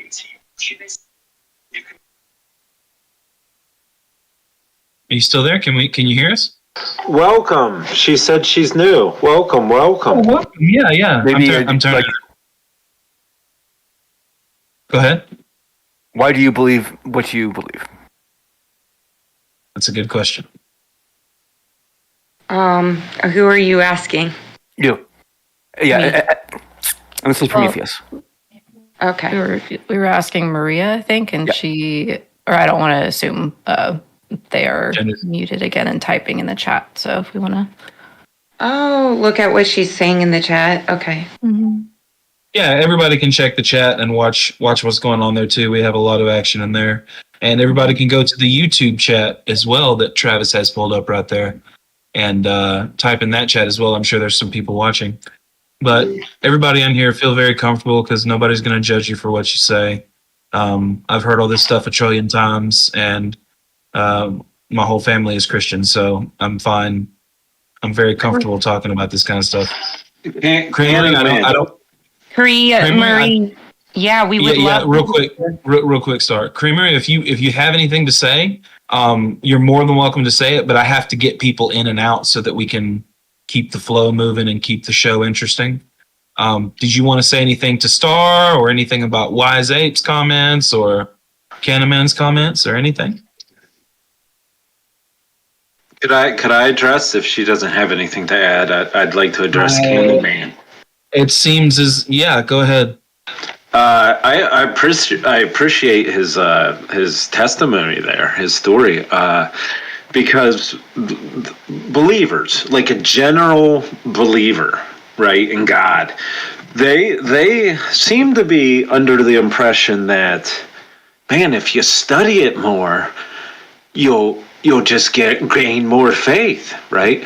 But this doesn't seem to be the case. I've talked to a lot of like biblical scholars and stuff, and it comes down to it's just a like we adopted this belief as a presupposition. It's faith. In other words, it's not really well justified at all. But that's not what they tell their congregation, right? Because that's just not the business that they're in when they're ministers. They're there to minister, right? But when you look to see, hey, is there any ground under this that actually supports it? If you have Bible literacy at all, you just turn into this apologist for the faith, because this faith, like the scriptures and the source material, is horrific, right? And you have to interpret it in a way that makes it palatable, right? In a way that you can, unless you're trying to reach a different audience and inspire them to go murder a bunch of people, you could use the Bible for that, right? Because really that's what it's soaked in. It's soaked in divine command bloodshed, right? The Old Testament is, yes. Well, in the New and Revelations, it talks about how, there's some bloodshed in the New Testament, but there isn't like at Beth Shemesh where they killed 50,000 people because they looked into the ark. You know what I mean? No, it's prophesied that there's going to be rivers of blood in the future, right? It's going to be much worse. There's different translations of John. I think it's John of Atmos who wrote I can't remember. I think it's Atmos who wrote Revelations, and there's been a lot of arguments through the ecumenical councils as to whether that should be in the Bible or not. So a lot of the translations from that aren't going to be as well-founded, because a lot of other texts have more credibility to them than Revelations. Well, the claim is the entire planet with all its inhabitants is going to be destroyed, right? So that's pretty big. And given that our population is larger, right, it's pretty big. And given the claims that the saved people is going to be a small number, it's going to be a bloodbath. That's what they're claiming. That's one reading of Revelations. It's hard. That is one reading, yeah. There's a lot of different... Yeah, there's a shitload of different this is for the audience.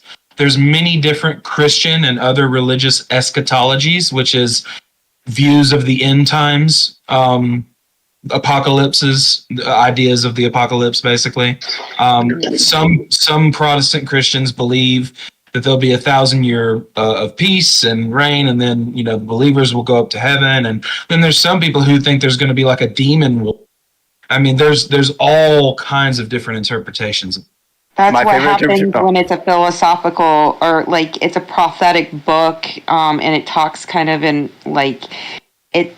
A lot of God's prophecies throughout the Bible aren't necessarily like it's kind of only there's a veil of understanding over them until they are fulfilled. In order to make sure they become fulfilled. Well, let's just count it. Let's just count it up. How many times does it say smite and smote? I smite them. I'll smite you. I'll smote you. It's just a lot of that, right? So you can say, right. My favorite interpretation of Revelations is that it was predicting the fall of the Roman Empire. Meaning it's already been fulfilled, and we don't have to worry about Revelations. Yeah.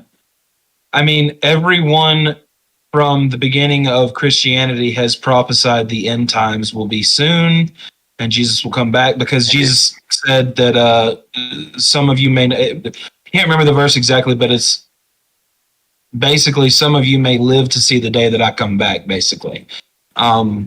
I guess my main point was a lot of these leaders of the church, right, or they have a role of authority.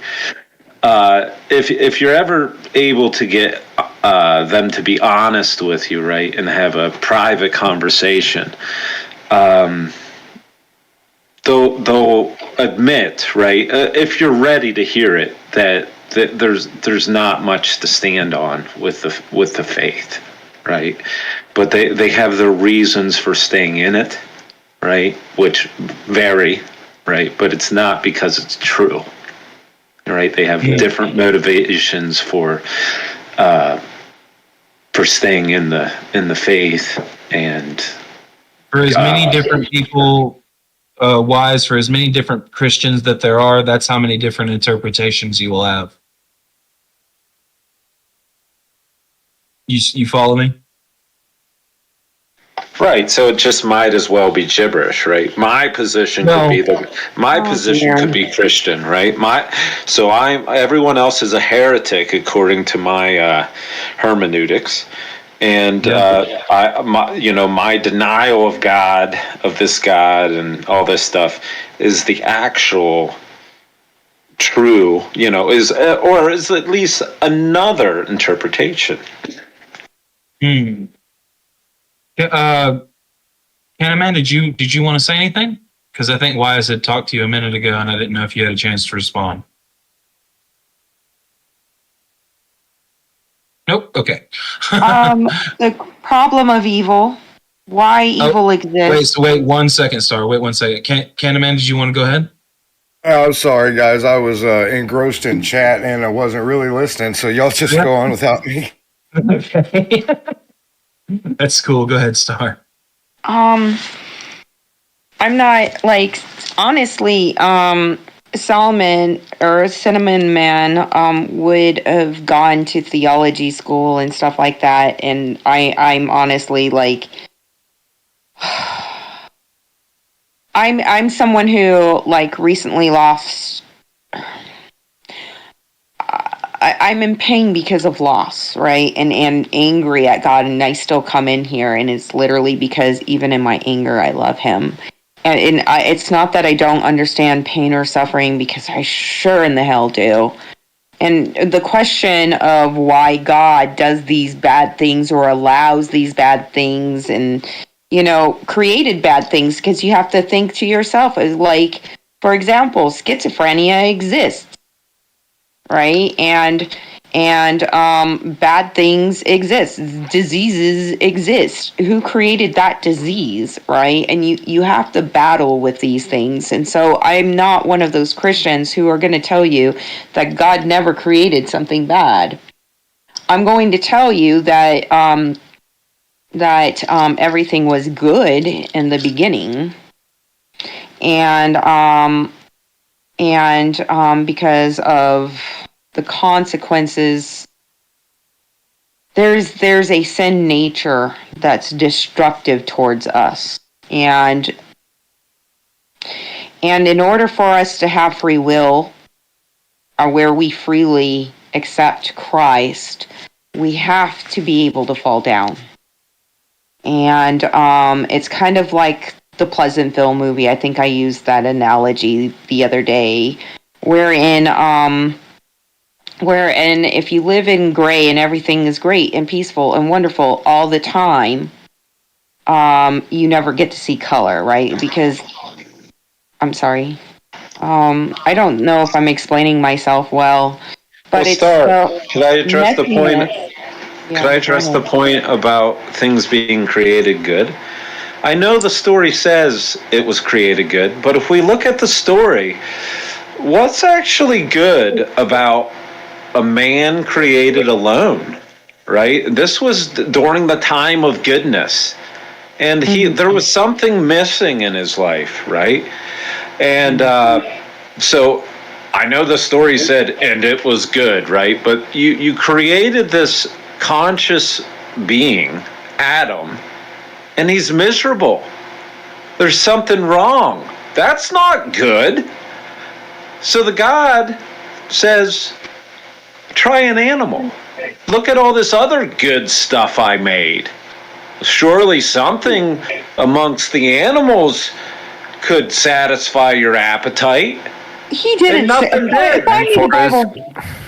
and nothing did. So that's not good. Genesis 2:18. The Lord God said, "It's not good that man be alone. I will make a helper." Okay, yeah, but where did he say so try right the there, animal? it's a contradiction that he didn't make a good universe to start out with. He made it not Because good. it's a little bit lonely. Calm Makes the down, you entire don't need to universe yell. not good. YZ, I'm not trying to attack you, and I understand the end. Like, Neither. I'm also someone, when I perceive something as bad, that gets angry because of bitterness. I get it. Well, I'm not yelling at you. I'm just saying you can't have your cake and eat it too. It can't be all good.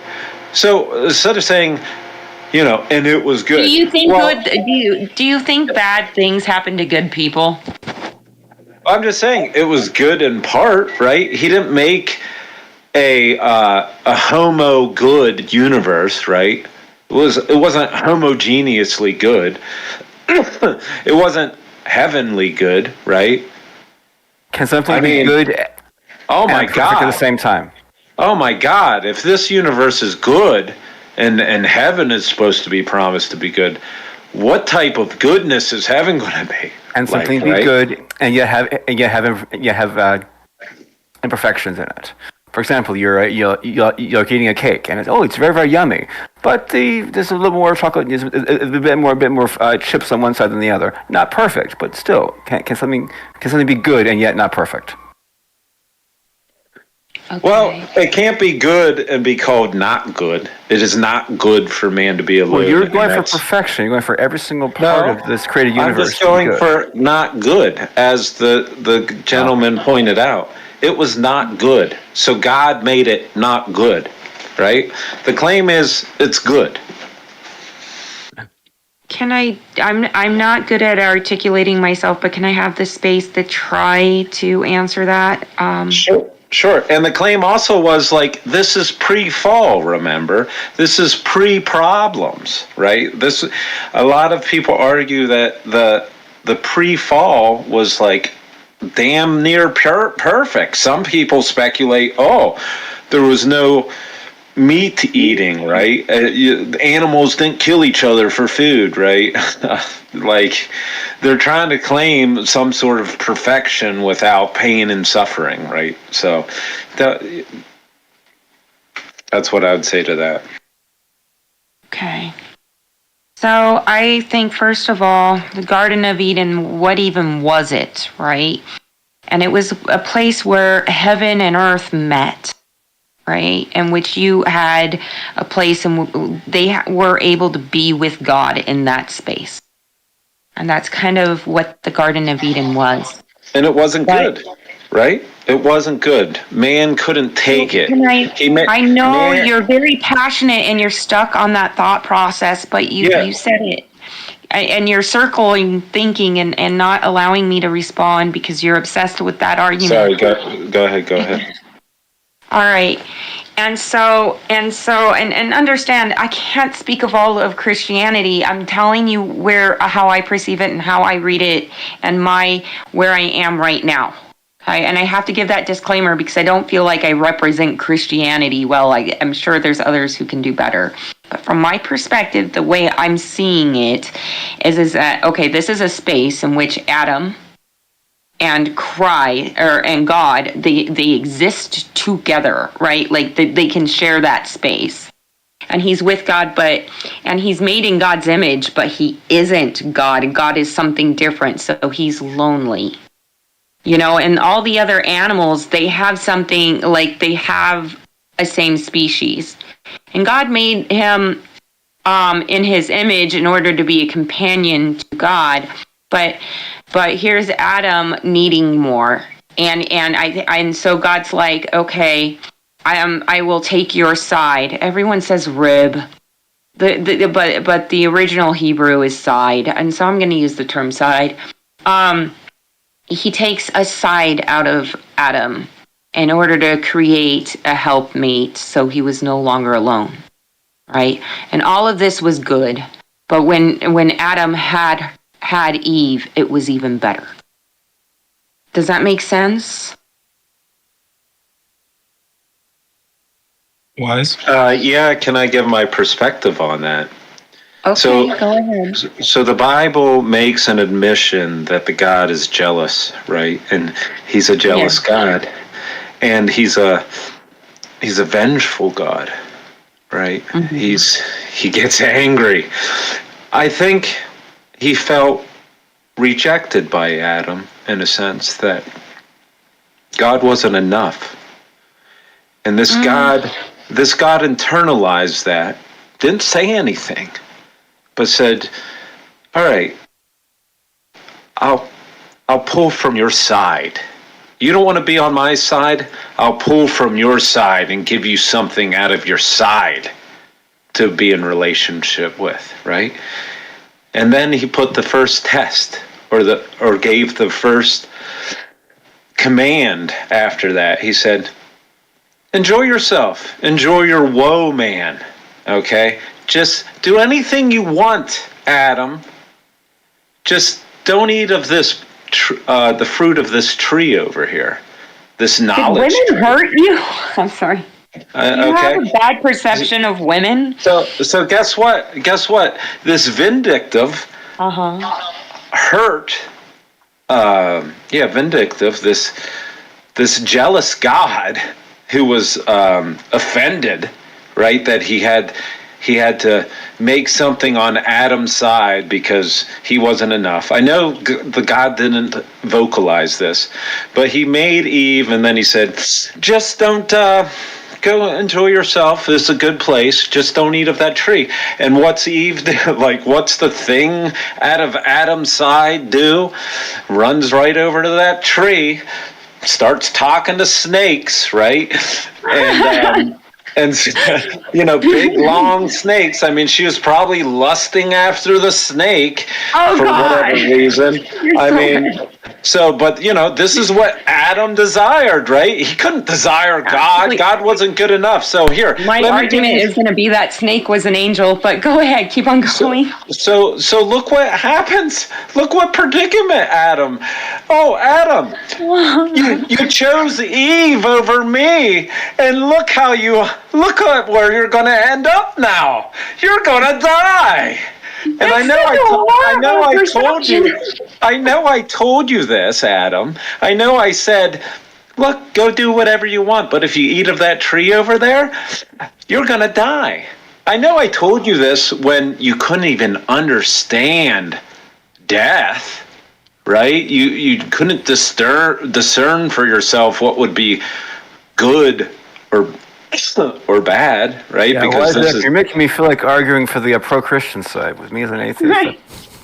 Well, anyway, so the God, without implementing or indicting himself too much, made Eve, and shit got real bad after that. Then we have the excuse for history on why things suck so bad, on why children are raped and molested, or that might go against TOS, or why atrocities and genocide happens.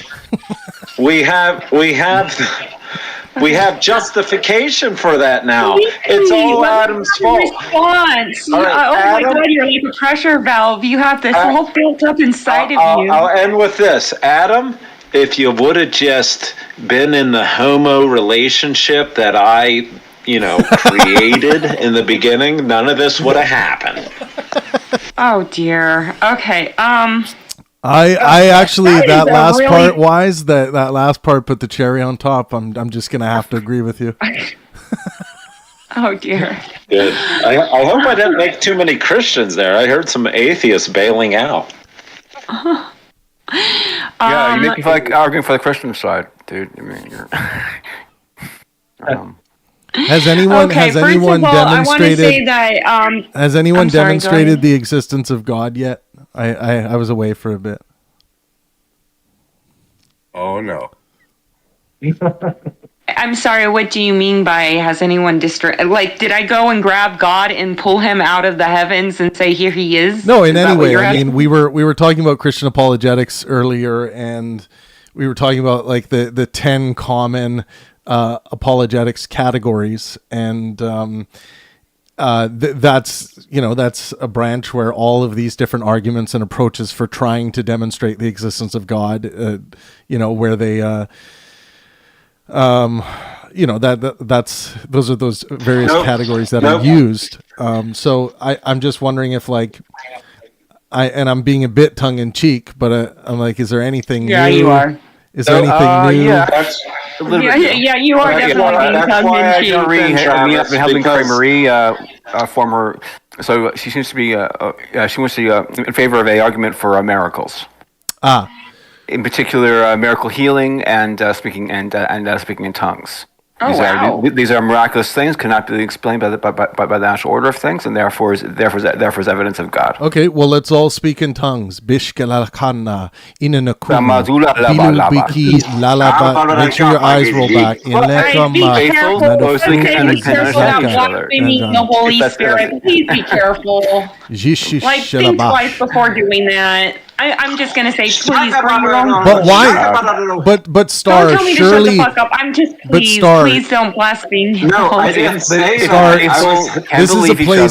This is a place to blaspheme. But on the other, on the other hand, like, you don't honestly think, Star, that when people are doing that, I don't believe in speaking in tongues in the way that some Christians do.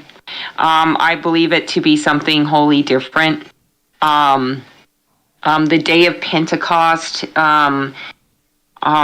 where they started speaking, it was made pretty clear that they were speaking in their language. Like, it's like if I'm speaking English, but the person who speaks Greek understands me in Greek. The person who speaks Spanish understood me in Spanish. And the person who spoke, Arabic understood me in Arabic, right? And so and tongues means languages. And so they did not have foreknowledge of these languages, and yet everyone heard the same sermon in their own language in this major city that was kind of like the United States, where lots of people spoke different things. And that's my understanding of the day of Pentecost. But that being said, as a Christian, I don't want to shit on the Pentecostals, because they genuinely believe that in their heart they are having a connection with God while they're doing that. Yeah, but the question for me that matters... I don't want to stop them from doing what makes them feel closer to Him. The question for me that matters is whether this is healthy or not.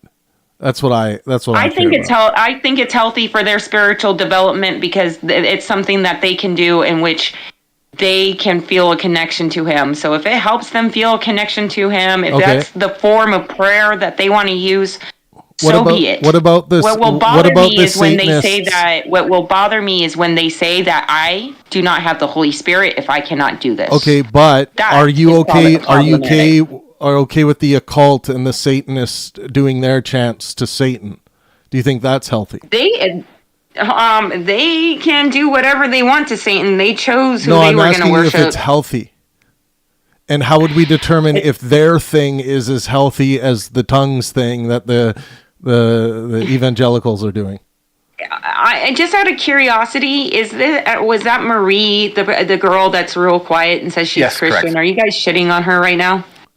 No, as a fellow Christian, this is what it means. I don't want to argue for her, and I know she's a quiet person. I'm an atheist. Okay, this is what it means. Hang on, one thing, Prometheus. This is what it means to be held accountable to things like logic, and to things like standards of well-being. I consider her my sister in Christ. I don't consider it true.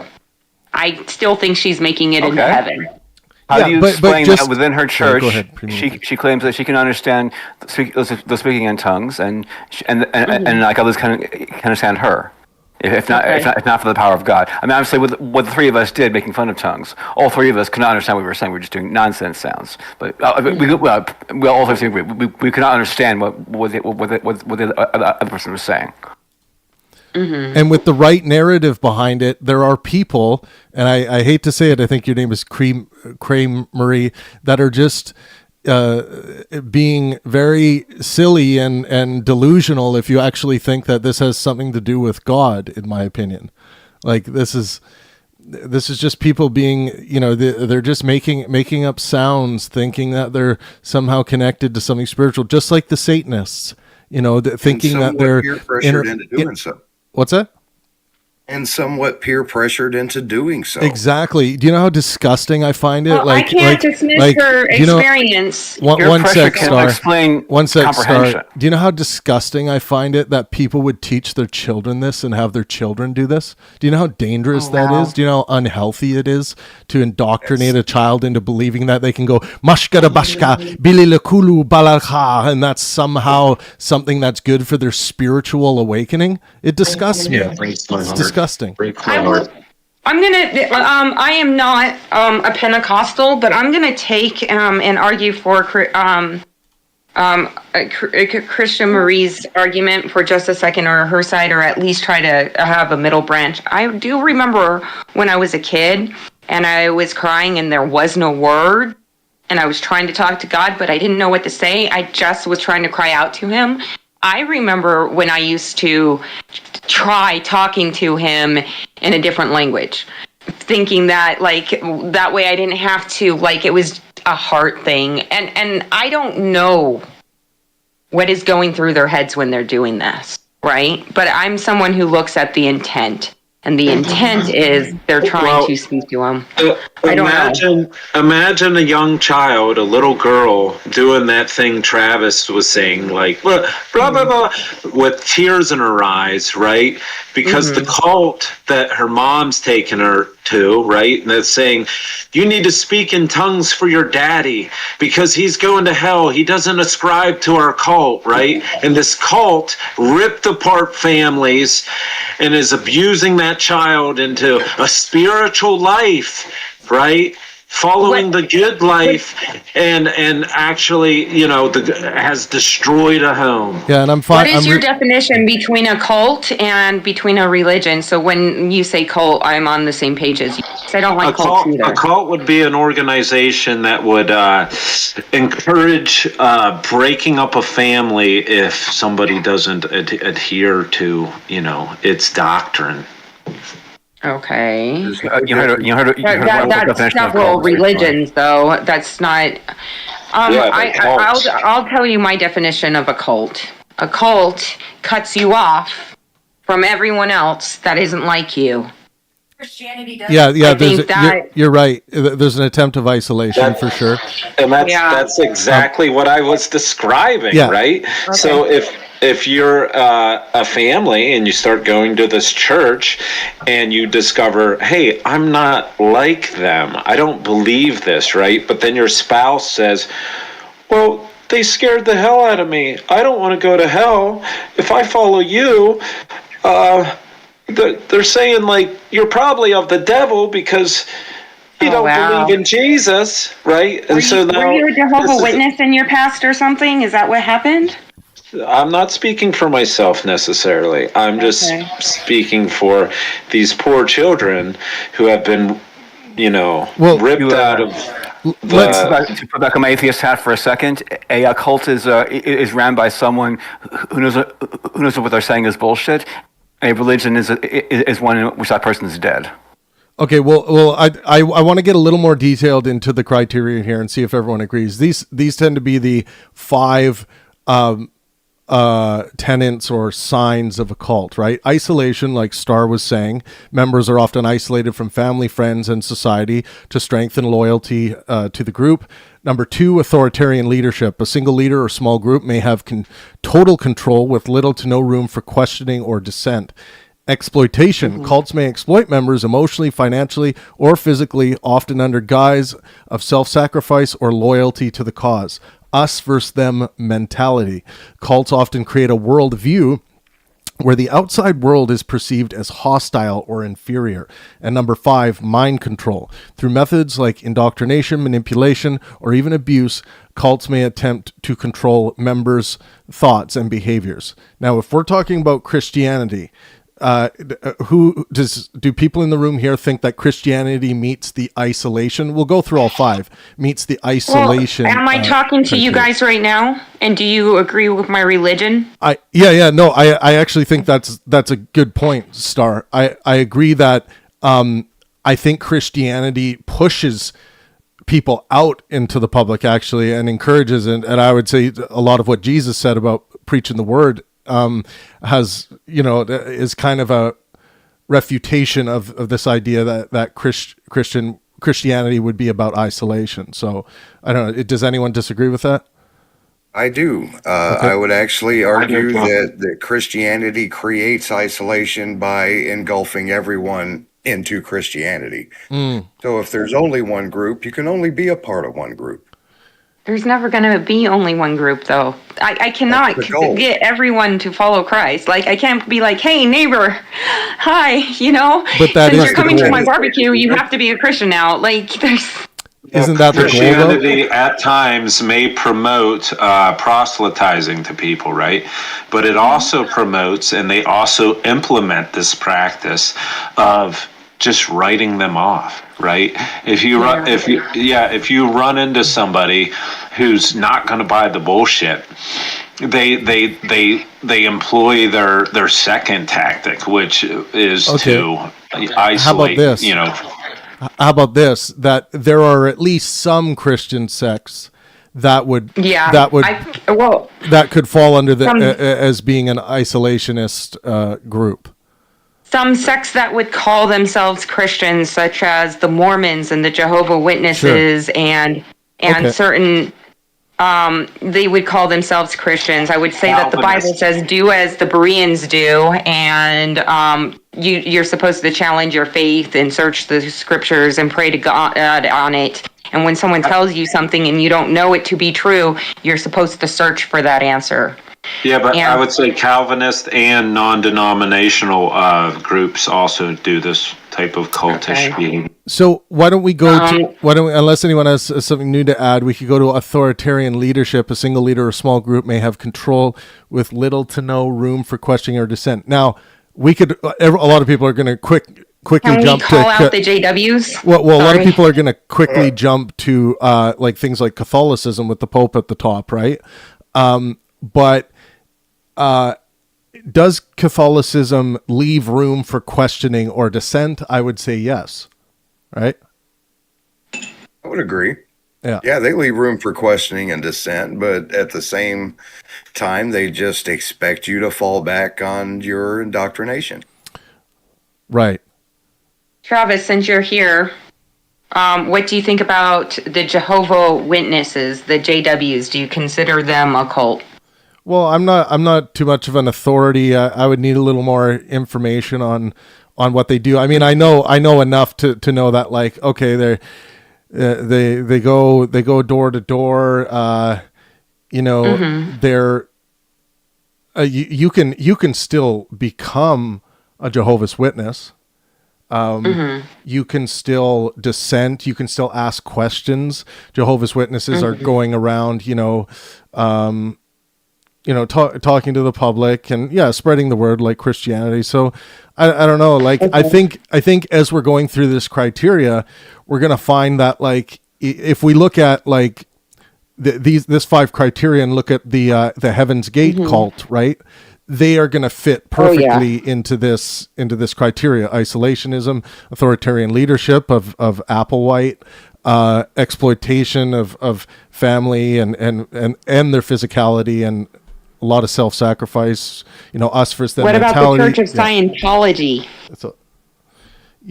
I don't know. Like, Scientology probably meets that isolationism. I don't want to do all the talking, but what do you guys think about Scientology? Well, I mean, let's finish with Christianity, though. We're going down the list here. Exploitation. I think Christianity exploits people like no one's business. How so? Well, the emotional exploitation, like we were talking about, like the Jesus camp issue of children. What more evidence do you need than children being indoctrinated to believe that if they don't do X, they're going to hell?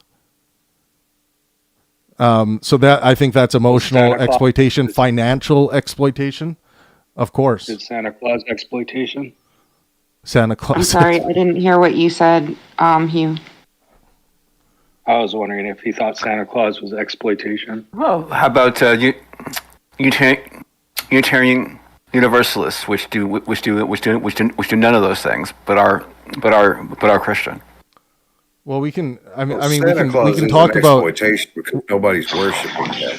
Wise Ape is a Christian. We're on we're on Christianity. Remember, like we can get into Santa Claus and all these other things after, but so do you guys think that Christianity engages in exploitation? I definitely do. Me growing up in a church as a child that went to vacation Bible school and Awanas, and not because you got to understand, my parents were Sunday Christians. They were definitely not Christian, right? But going there was actually for me fun, and I wasn't scared. I can't speak for other people, but I know I wasn't frightened into believing in God, right? And also, whenever you had questions or something, you weren't told to not question, right? Well, I want to address the exploitation part. Hey, the elderly, right? Christianity exploits the elderly out of their their inheritance, where they give their, oftentimes these churches say, all that wealth that you accumulated, you ought to give it to God, right? Never mind the traditional passing it on to your kin, right? Or even worse would be the prosperity gospels or the prosperity churches. Yeah, but they really exploit the elderly, though. They take all their wealth, once they pass. You're taking examples and painting all of it like that. It's not even close to that. So we would in the doctrine that these people are being taken advantage of. All charity or all altruism would be exploitation if we put it in that category. Exactly. Yeah, it's in the doctrine, right? It does, like the married couple that were killed by the Holy Spirit in the New Testament because they lied, they were exploited. They were exploited to liquidate all their assets, and they said, okay, we gave you all the money from the sale of our property, right? But they actually kept a little bit for themselves, and the Holy Spirit knew this, right? So it murdered them, right? And it had the authority to do so. Except that's not the context. The context of that story, is more of, consider the fact that if you were on a Christian hippie commune, right, where everyone shares everything and everyone pulls in their money, and that's how they decided to do it. And in the early church, in one of these churches, that's how they decided to do it. It was like, hey, we're all going to pool our resources together and reallocate it for the, just like the communists around here, And these people lied, and they were basically like, hey, I gave all my stuff, and aren't I good? Look at me, kind of like it was the lying. He's like, why did you lie? And that's the point. It was the lie. But go ahead. Can we agree that some forms of Christianity are exploitative, but it's not all? Yeah, and I want to. Therefore, Christianity within whole is not exploited. It's not. So I want to, like we always do, I want to just read a little bit of quick data here because it's good to learn. Christians. Creamery, I know you're a really shy person. Are you aware your camera's on right now, Sweet Pea? It's okay if you are. I just know that you're really shy. So Christians, Christians contribute financially to their churches through various means, including regular offerings and bequests. The frequency and amount of these contributions can vary, of course, based on individual commitments, denominational practices, and personal circumstances. So regular contributions, and this is stats from Church Track. They track different statistics related to the Christian church. Weekly giving. Many Christians participate in weekly offerings during church services. Data indicates that the average giving by adults at U.S. Protestant churches is about $17 per week, monthly and annual giving. Some congregates prefer to give monthly or annually. A study found that 5% of givers donate weekly, 18% give monthly, and 77% contribute yearly. Bequests and estate planning. In addition to regular donations, some Christians include their church in their estate planning, leaving money or assets to the church upon their passing. While specific statistics on the frequency of such bequests are limited, this practice is a recognized form of planned giving with many Christian communities. Factors influencing giving patterns: income levels. Households with higher incomes tend to donate more. For instance, 59% of household earnings at least $100,000 donated over $500 annually to their parish. Attendance frequency. Regular churchgoers are more likely to contribute consistently. Okay, that makes sense. Digital giving trends. The adoption of digital donation methods has increased, with 73% of churches experiencing increased or steady adoption. So overall, while regular weekly or monthly contributions are common, the inclusion of churches in estate planning through bequests is also a significant aspect of Christian giving, though less frequently discussed. So it looks like the data, for anyone that cares about empiricism, the data here isn't really clear on how often the situation Wise Ape was pointing out. Yeah, well, it's not discussed, Travis, and this is something that I've been what's the term for enlightened on, right? It is a practice that is widely implemented. Wise Ape, if you can give me okay, so first I want to say that in every church it's filled with humans, and humans are flawed, and humans can be greedy, and they can have pride. So you will never find a perfect church because there's no perfect human. But that being said, we can also agree that sometimes human beings that don't even have Christ but like to pretend they do because it benefits them and they can manipulate that situation, they can also get involved. I actually have that happen to one of my people. That's everybody. They don't actually have Christ. They just like to pretend they do because it benefits them. That's uncharitable, Wise Ape, and I'm doing my best to understand and comprehend you because I understand the hostility and where it comes from, and it comes from a sense of pain. But at the same time, that's charitable and quite hurtful towards me. Okay, and I understand the vitriol behind it and the fact that it is painful for you and you feel like you're attacking something evil. But please give me my space to speak. Let's focus on the arguments and not individuals, please. Let's go. Okay. Yeah. I'm sorry, That's all right. but that being said, I had a church in which I had been going there my entire childhood. And when I was a teenager, around 17 years old, a particular character came through, and he was extremely charismatic. And he was extremely, he was friendly, and I can't, I used to, when you go and you shake hands in church? Yeah. He would go to shake my hand, and everything inside of me said, "Don't shake his hand." Like, I just didn't like him. Is this and I a didn't story know why I didn't like him. Star, 2 seconds. Is this Sorry. a story safe for YouTube? Yes, it is. Okay. It's safe for YouTube. Okay. I didn't know why I didn't like him, but I didn't like him. He seemed fake to me, and so I wouldn't shake his hand. I would avoid him, and my pastor caught on to this, and some of the other adults caught on to this, and I was actually chastised. Why aren't you shaking hands with your fellow Christians? It's kind of like I would yank my hand away, and they would be like, "Why are you doing that? That's unkind."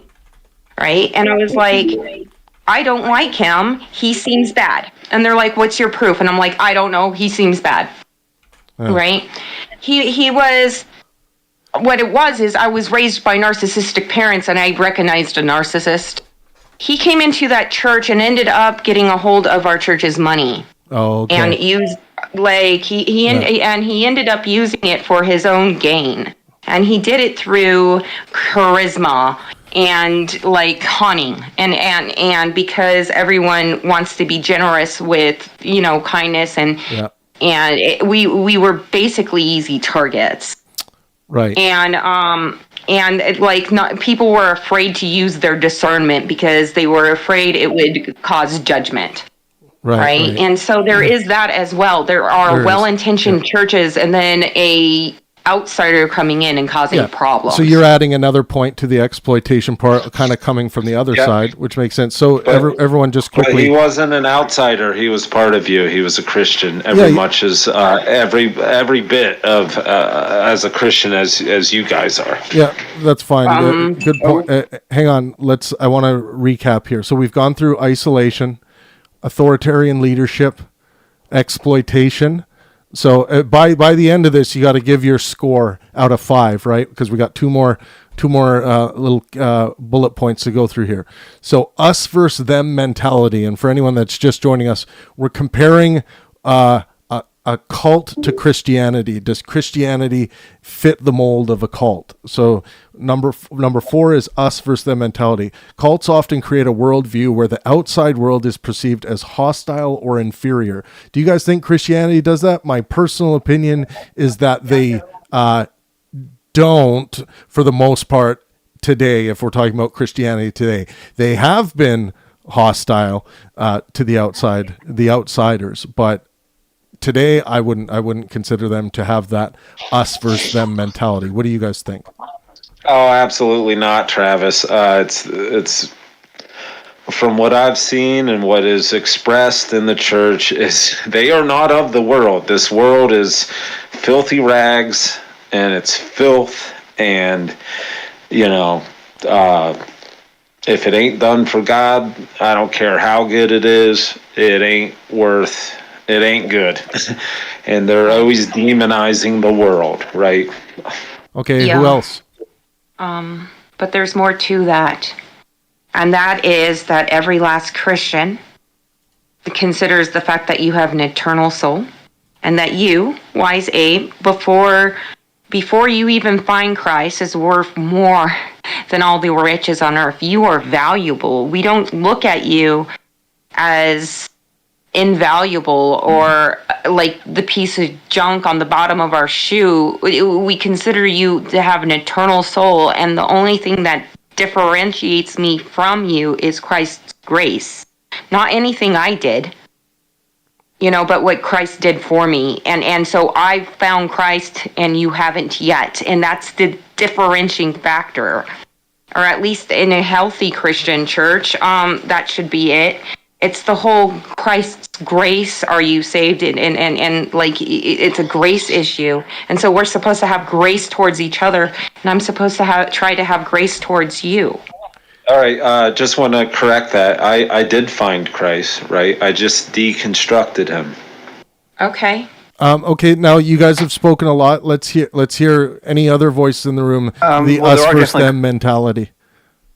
There are definitely I'm a Christian sects which do that. Jehovah's Witnesses and the Mormons, for example. Right. But for you you're doing a numbers game. So like, what kind of percentages? Well, I mean, that's up to you. The way that you guys would evaluate this, because at the end of this, it might be cool to go around and give an out of 5. Score to Christianity and see if Christianity gets a passing grade for being a cult or not. I don't know if they attribute it directly to us versus them, but there is quite a bit of a tone of being persecuted, like always under persecution, always being tested, and that's a good point. They have to defend themselves, but usually it's cast out like it's against Satan, right? Not against people. Yeah, our thing is we separate the sin from the sinner. We hate the sin. We hate the thing that separates us from God. But we understand that you are an image bearer of Christ. You were made in His image, and you have value, and that you are unique and one of the kind, and no one else can replace you or your purpose here on heaven. No one else can reach your potential. Real quick, Sorry. What is sin? Sin is anything that separates you from God and your relationship with Him. Now, in the Old and Testament, since God is loving and just, it's going to be from a place of, is it loving, is it just? All right. Thomas, yeah. Well, I kind of forgot what I was saying. In the Old Testament, something. What were we just talking about? We're talking about sin. Sin. So in the Old Testament, I can't remember if it's Leviticus or Deuteronomy, but sin is defined as offense to God. Like you have offended God.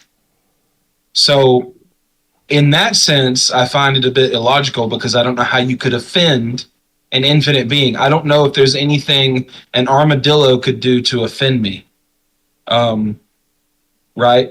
And I know that God is infinitely distant between us than me and an armadillo, so it should be even more so that he doesn't do that. Well, Thomas, that goes back to my point in Genesis, right? Adam, I think, offended God when Adam wasn't content with the homo relationship that God set up. Right? I say homo because, and I'm not saying homosexual. Who knows what they did in private? But I'm just saying homo because he was made in God's image, right? He made him like God, an image bearer. So I think he made Adam in sin right off the bat, right? Because Adam offended God. Before the fall? Yeah, thanks, Wise. Does anyone else have anything to say about us versus them mentality? Make sure you're keeping score. I've definitely experienced it in my own life. I've also seen it in other words. And this Jehovah's Witnesses, for example, are a great example of this. If you don't believe exactly how they want you to, if you don't act exactly how they want you to, you're expelled, you're shunned. Even your own mother can't talk to you. Morgan has written a great book about it, Understanding Jehovah's Witnesses. I just finished it. It's amazing. I suggest everybody listen to it. They're a crazy group of people, man, and they are quick to turn your back on you. And if that's not us versus them, I don't know what is. I think it's really difficult to figure out exactly what is kind of human nature coming out inside of the religion versus what the religion is causing. Yes. And one way we can try and disambiguate that is to look at the source text. And I think when it comes to this us versus them mentality, at least in the New Testament, it's very clear that everyone should be loving of everyone, that there's an unconditional love for everyone on the planet, that you should turn your cheek for even your enemies, that you should give people the clothes off your back. Like that to me is kind of the exact opposite of an us versus them mentality. Now, that being said, there are definitely Christian sects who do not follow that policy at all. Right. Yeah, and it always rubs me the wrong way when I hear somebody say, well, in the New Testament, right? Because I really would like them to demonstrate how they're just throwing out this Old Testament because I know Christ, you're going to say Christ died for our sins, and but those arguments though they don't. You can state one, right? But I would like ChatGPT or something to see if it's actually a valid argument, right? If there isn't a counter argument to it. By the way, everyone, I'll just say since you mentioned that, White, I just want to tell everyone that we're going to do some Bible live streams here, and ChatGPT gives us phenomenal access to the actual texts and the various interpretations throughout history of text. So we are going to be doing some atheist versus theist Bible studies. So that'll be fun. But I just wanted to mention that just reminded me. Well, Wise, because I didn't want them to throw out the Old Testament, because you can find in the Old Testament where if a family member, right, isn't ascribing to your religion, right? So this is Christianity. This is the Abrahamic God. It tells you what you should do if they secretly entice you to worship another God. It tells you that if your wife does this, if your child secretly entices you to worship another God, if your most beloved friend entices you to worship another God, that you should put them to death immediately. Right? And then Yeah. So why does a biblical passage that no one follows, not even the Jews, have sway with you? Well, that's why Jesus actually said it should, and you should still be doing that, right? So that's my counter argument to say, oh, we're under a new covenant. No, Jesus Where did Jesus say endorsed. He endorsed it when he talks about fulfilling it, so he can be a perfect sacrifice, right? I mean, if he didn't, that's not related to a rule following. That's related to the nature of the covenant. So, like the word sin originally meant. Hold on, let me finish this up. Let him finish, Wise. Wise, let him finish, and then we'll go back to you. So go ahead, Arco. So, thank you. So like sin, that word comes from the same word of debt and morality in that time period, and from other cultures and religions. Morality is all phrased around language using debt. And so we owe a debt to God for some reason. And in the Judeo-Christian context, everyone is born owing a debt to God.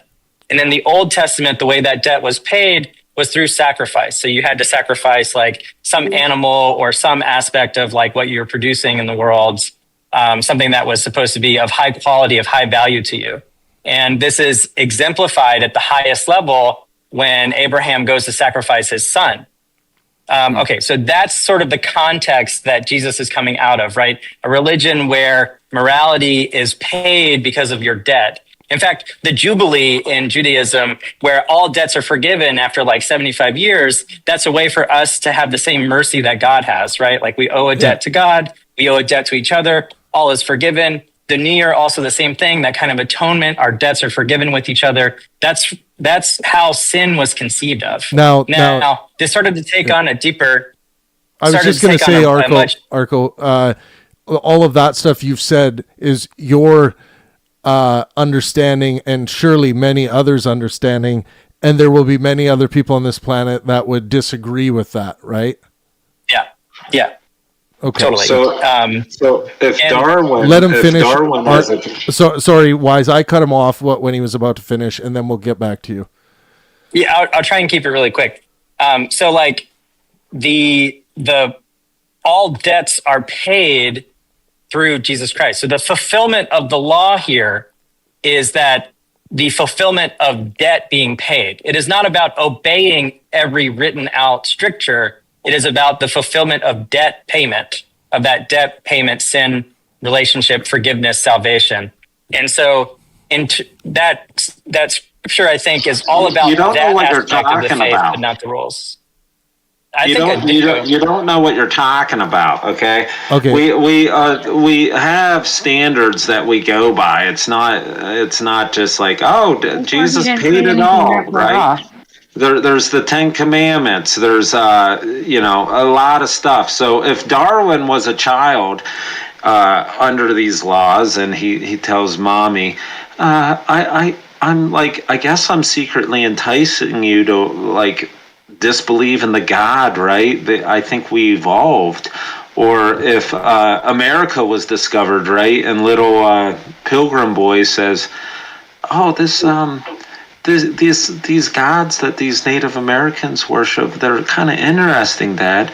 You know, how many of these bright minds have been snuffed out and murdered because it was prescribed to do so by the text, right? And you are a heretic for thinking that you don't have to adhere to these texts when your God, Jesus Christ, says that you do, and you know he says you do. You're just rejecting the truth in your unrighteousness. Okay, we are getting a bit off. Why is Sorry, go ahead. We're getting a bit off the us versus them mentality thing, but I think we've ruminated on that enough. Let's go to mind control. Through methods like indoctrination, this is number 5 on the list of 5. So through methods like indoctrination, manipulation, or even abuse, cults may attempt to control members' thoughts and behaviors. I'll give my answer after. But what do people think? Does Christianity, in general, attempt to control members' thoughts and behaviors? Absolutely. Yeah, absolutely. Yeah, I think so. If you don't seek our way, you'll burn for eternity. If you don't act our way, you'll burn for eternity. If you don't give us 10% of your income, you'll burn for eternity. That's not true. No, not true. It's not true. Of course, it's not true, but that's what Christianity asserts. I'm sorry, did you say that you used to be a pastor? Salmon, because that's a very big misrepresentation of Christianity if you actually used to preach. Maybe in your experience, not in mine. Okay, first of all, I want to point out that we do believe in being ethical or moral and trying to correct each other when we see someone going off path or whatever. So I can give him that. Like, I can give him that branch of saying we will try to help each other correct. So Star. Let me finish. Wise Ape, I love you to pieces, sweet pea, but you have to... Like, I'm a person. Yeah, let's Read start. Your Bible. Not my thoughts, but I want my thoughts to reflect God's, right? You can't even have your own thoughts. Wise, let Star go. But Star, before you go, I just wanted to say one thing. When you say we, what if there are Christians out there that think you're totally out to lunch and you don't know what you're talking about? Well, then I apologize for misrepresenting you guys or whatever. I'm going to say that my Bible basically tells me right from wrong, and I'm supposed to search the scriptures. Okay. And if I don't know from searching the scriptures, I'm supposed to ask Jesus. Yeah, fair enough. And I'm supposed to pray and reflect on him. We are actually supposed to avoid wolves in sheep's clothing. We're supposed to avoid people giving us our morality and directly search God. Listen to what she's saying. She's prohibited from using her own thoughts, right? She's got to read the Bible. Okay, well, read the Bible, pray to God, and reflect on it. We're supposed... Like, you can manipulate or try to twist it however you want, because you twist a lot of things about Christianity. But what I'm telling you is I'm supposed to do my best to look for the answers. Okay. I'm not supposed to blindly obey any human. And if a Christian goes and corrects me, I'm supposed to go and search my scriptures and pray to God and ask God if this person's correct. Okay, I'm not supposed to blindly follow them. Right. And a question for you, Star. Here's a direct question about behaviors, because that's part of this mind control thing. Do you think Christianity makes an attempt to control your behaviors, saying you can't do this thing, you can't do that thing, you can't be this, you can't be that? Like, of course, there are... Commit sin? Yeah, there are laws, right? Yes, there is this separates you from God, and if you're trying to follow him, avoid doing this because it'll keep you away from him. And since I want to be close to him because I love and I want to follow and obey him, I'm going to do my best to chase after him. But that is not the humans, that is the God. Right? And so it's not this whole mentality of my fellow Christians are trying to control me. It is I'm trying to have a personal relationship with the person that created the universe. Star, I just want to address your point about me twisting Christianity. I absolutely do that. I'm going to twist the filth out of this dirty rag, right? Okay. Well, when you misrepresent it, that's not helping. And then I'll wash your feet, okay? But right now, I have to twist the filth until every drop. You're trolling me and the other Christian. Oh, I love you to pieces, but it's like that's not what the Christians are saying. That's you taking and turning it into some kind of horrific monstrosity that doesn't represent us, and it's disingenuous. And I know you've been hurt, and I am so sorry you've been hurt. And if whoever hurt you did whatever the hell they did to you, I'm sorry. But that is not all of us. So and I'm Sam, sorry that happened. Let's let Sam Man get in here. Sam, you unmuted. Oh, sorry. No. Oh, I thought you had something. No worries.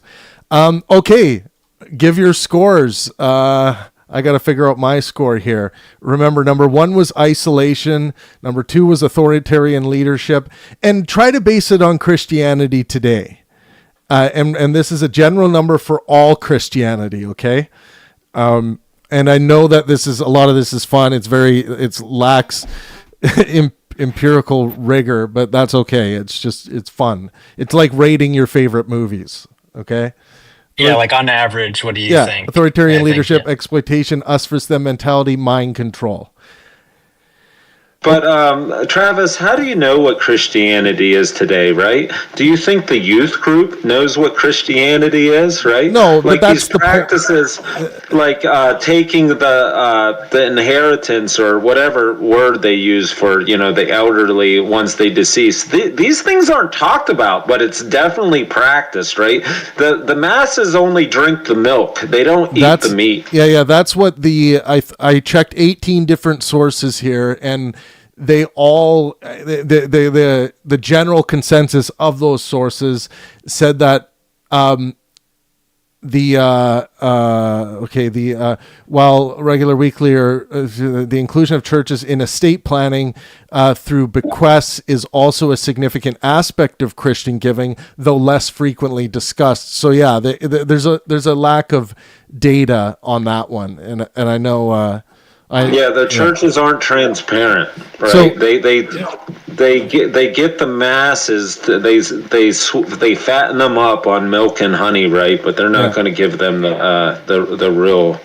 Okay, now everyone listening on YouTube, those of you paying attention, give your score, best out of 5, and we'll go around the room. People could give their quick score, maybe give us a rundown of how they scored it. But number 1 was isolation, 2 authoritarian leadership, 3 exploitation, us versus them mentality was 4, and 5 mind control. I guess I'll give mine first.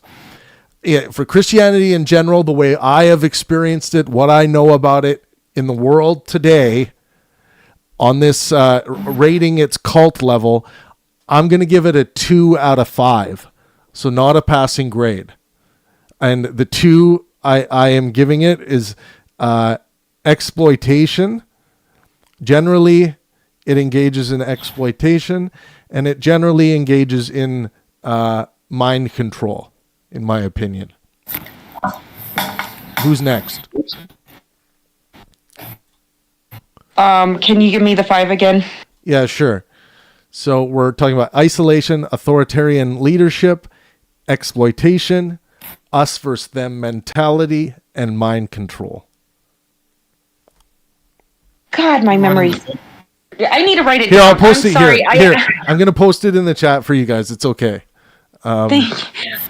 I'm sorry. I know. wanna- Like you're dealing with someone with the memory of a goldfish because of my epilepsy. I'm sorry. That's all right. Okay, so I only want to hear from scores right now. So if you have your score, let's go. isolation, I would not agree. So no. And then authoritarian leadership, no. Exploitation sometimes. So can I give it a 0.5 point? Yeah, you can give a 0.5 point. Yeah. Okay, 0.5 point. Us versus them mentality, no. Mind control, no.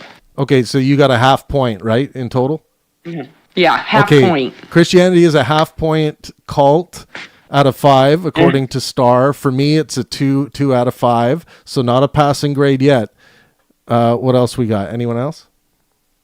I'm going to say a good 3 out of 5. All right, and with with a 0.5 and point on with, the isolation and a 0.5 point on the mind control, with each other one getting a solid point. oh, okay, copy that. So 3 out of 5, then that's a passing grade. So that means, it passes the test in Kahneman's mind for being a cult. Thomas, what do you think? It definitely, the mind control thing is indoctrination, so it definitely indoctrinates people. Exploitation, tithing, things like that's definitely exploitation.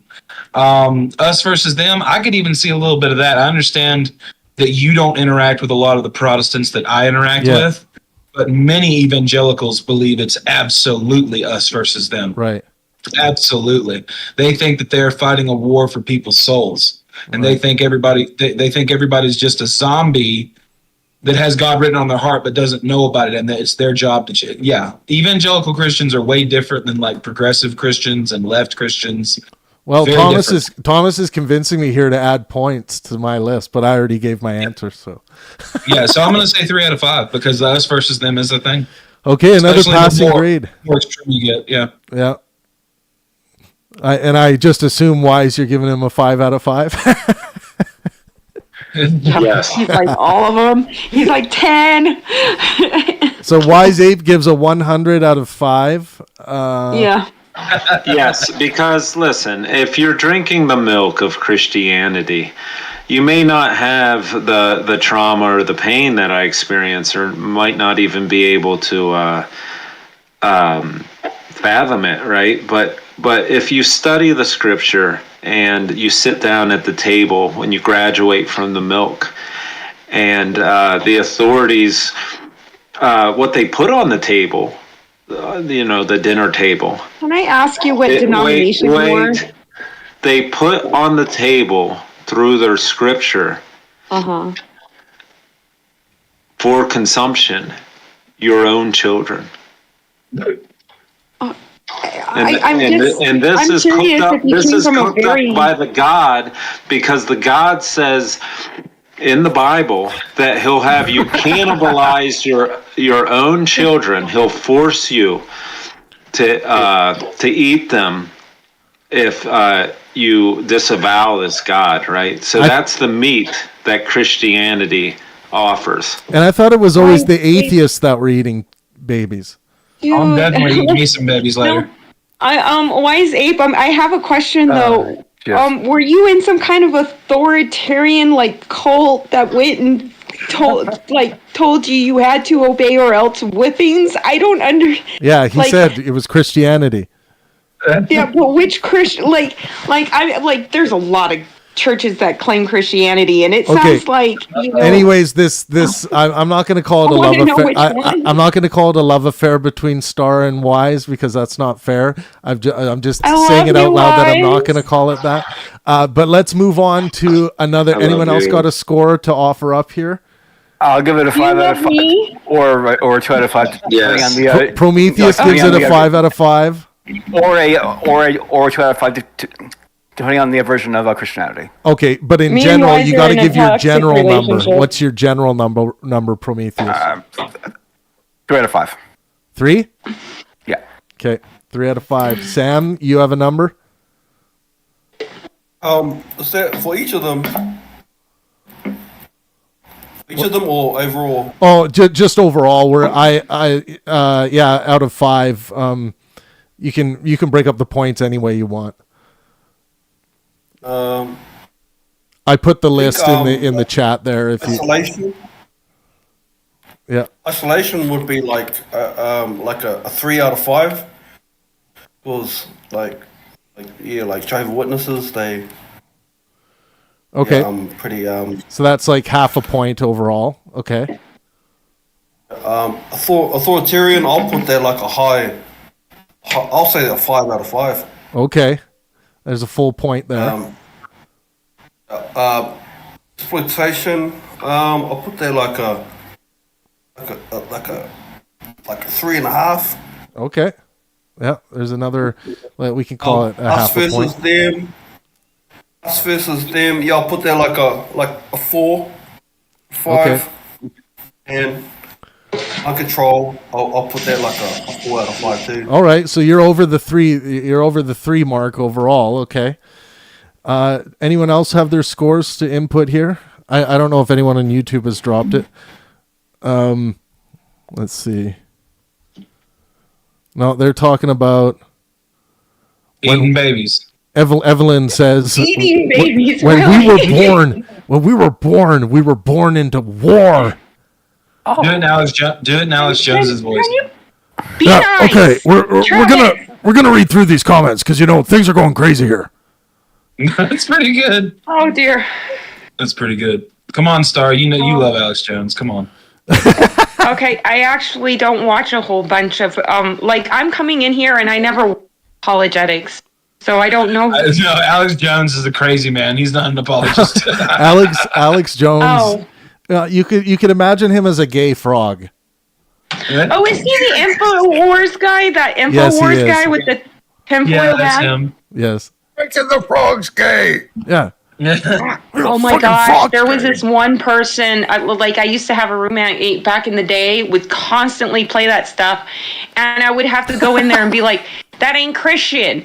Like, is he was coming and like spewing this Christianese stuff. I would be like, that's not Christian. Like, because that he dude was a snake oil star. That dude was a snake oil salesman. He's the furthest thing from I know any type of religious like goodness that there is. Oh my God, I agree. Well, there may be a chemical compound that could turn frogs gay. I mean, it might be. Well, I'm trying to create a gay frog army, so if you can tell me about that, I'd like to know. Are you guys joking? Because No, I'm not going to make a gay frog army. Bullfrogs can change their gender, so. Hey, that's what I'm talking about. Yeah. Come on back now. And in no way are we going to segue into a talk about sex and gender. That is for a different show. Different show. Oh. Well, I didn't know it was a big deal if nature does what nature does in nature. Like, don't even start it. We're not going there this show. Okay. I will pull my hair out. Okay. You sound like Yahweh, Travis. Because Yahweh says there will be no gender in heaven. There will be no gender sex talk today. Does the Bible say that? I didn't know that. Does it really? I don't think so. What it says? Are you referencing? No slave, no master, no Jew nor Gentile, no male nor female. Right? Oh no, you're taking that out of context. But okay. Well, no, it's your hereditary into heaven. There is no hierarchy. You are all equivalently capable of going to heaven. It's basically saying you can't be racist or sexist, and then you can't be classist because those isms do not exist in heaven. That's the point. No, it's saying you can't be male nor female, right? You're just going to be the bride of Christ. Okay. Why is it? I love you to pieces. That's not. You're taking it out of context again. Well, let's pull it. Let's get the verse. It's basically saying it does, like you're. That's why I never give Bible verses, because I just say read your Bible, the entire thing, right? They always want a chapter and verse, but like I'm not taking it out of context. Just read your Bible. Okay, yeah, everybody read your Bible. Sounds like a plan. I have. What do I do now? Go for it.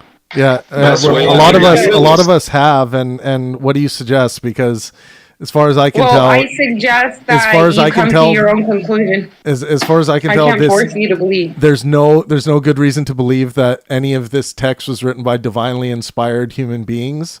I think it was written by human beings, more like committees of Shakespeare's, but not as smart as Shakespeare, of course, because Shakespeare is king.